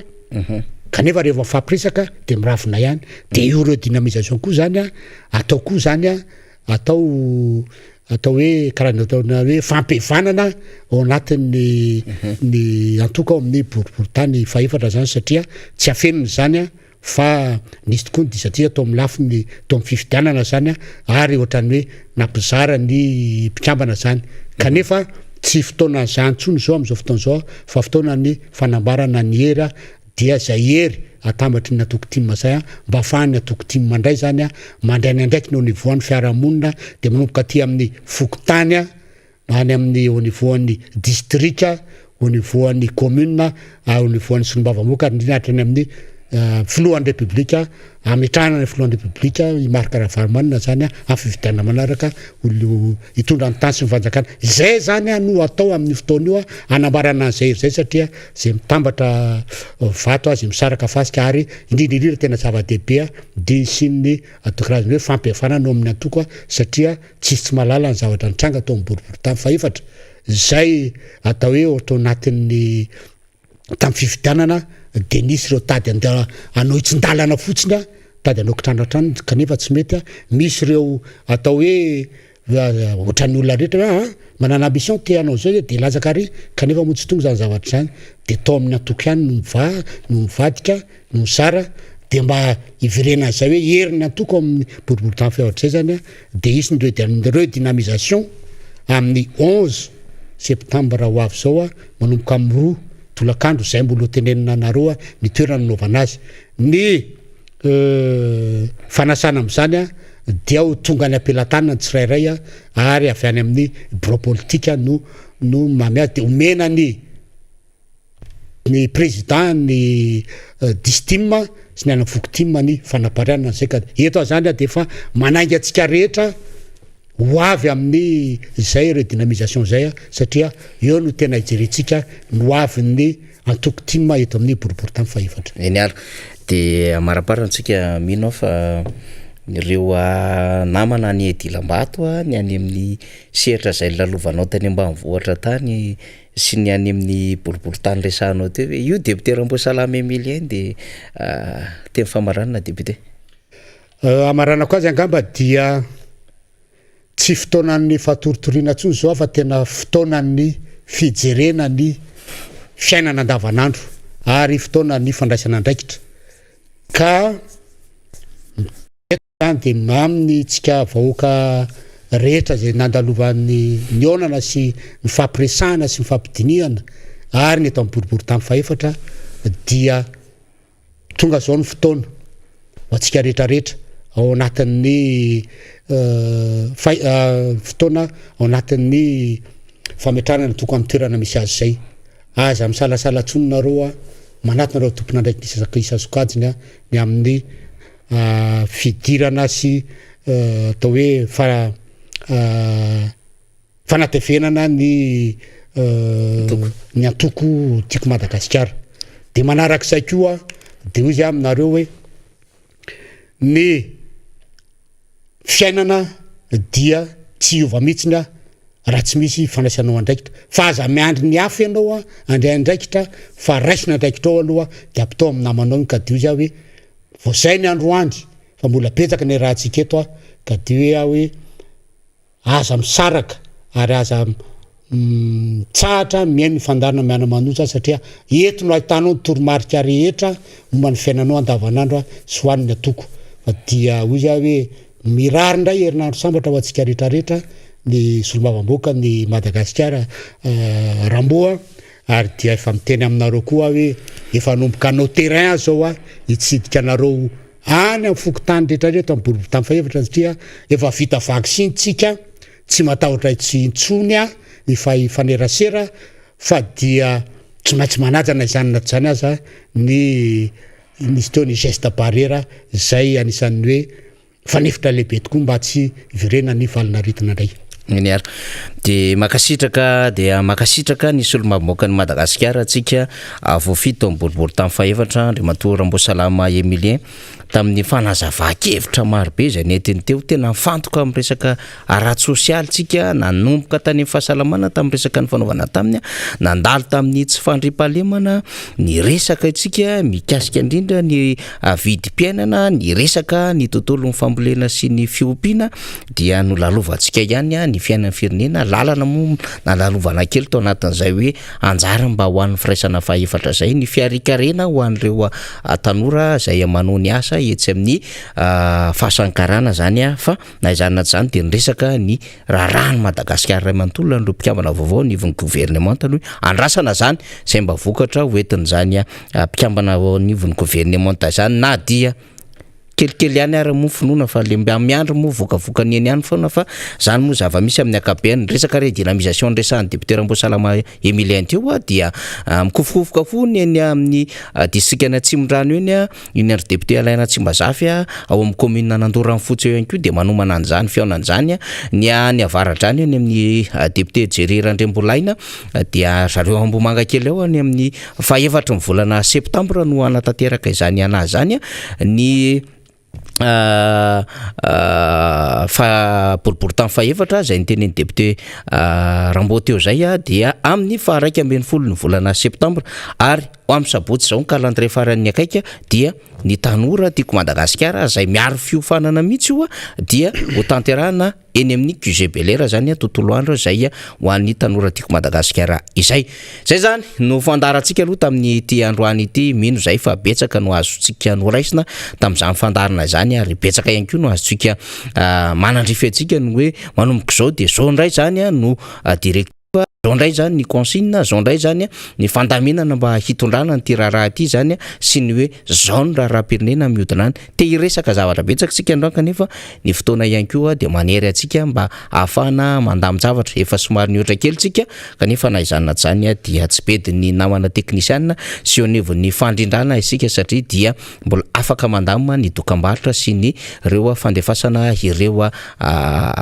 lafin-javatra samy hafa afahana mamelona zany ny onjapeo sy ny fahita lavitra de isorana ianareo mandray ny onjapeo ny MBS zany any faritra maro be manerina Madagasikara manaparitaka ity miara-manonja ity betsaka ny akony voarainay tena misaotra antsika rehetra misy commune zay somary vaovao misofina amin'ny mareny feo kanefa de any amin'izany toerana samy hafa zany dia mandray ny MBS mahafantatra nareo amin'izao fotoana zao inona ny vaovao inona ny zava-misy zay ny tombony ho an'ity miara-manonja iarahantsika ity makasitraka tokoplasy tokovavy mamy fotoana antsika indray ny tenako sy ny namana Rina Rabe Mananjara sy ireo teknisianina ho an'ny Rapitso solombavam-bahoaka namana hafa indray ny ara-dalana amintsika miaraka amina vahiny avy any amina commune sy district hafa hitondra ny vaovao samy hafa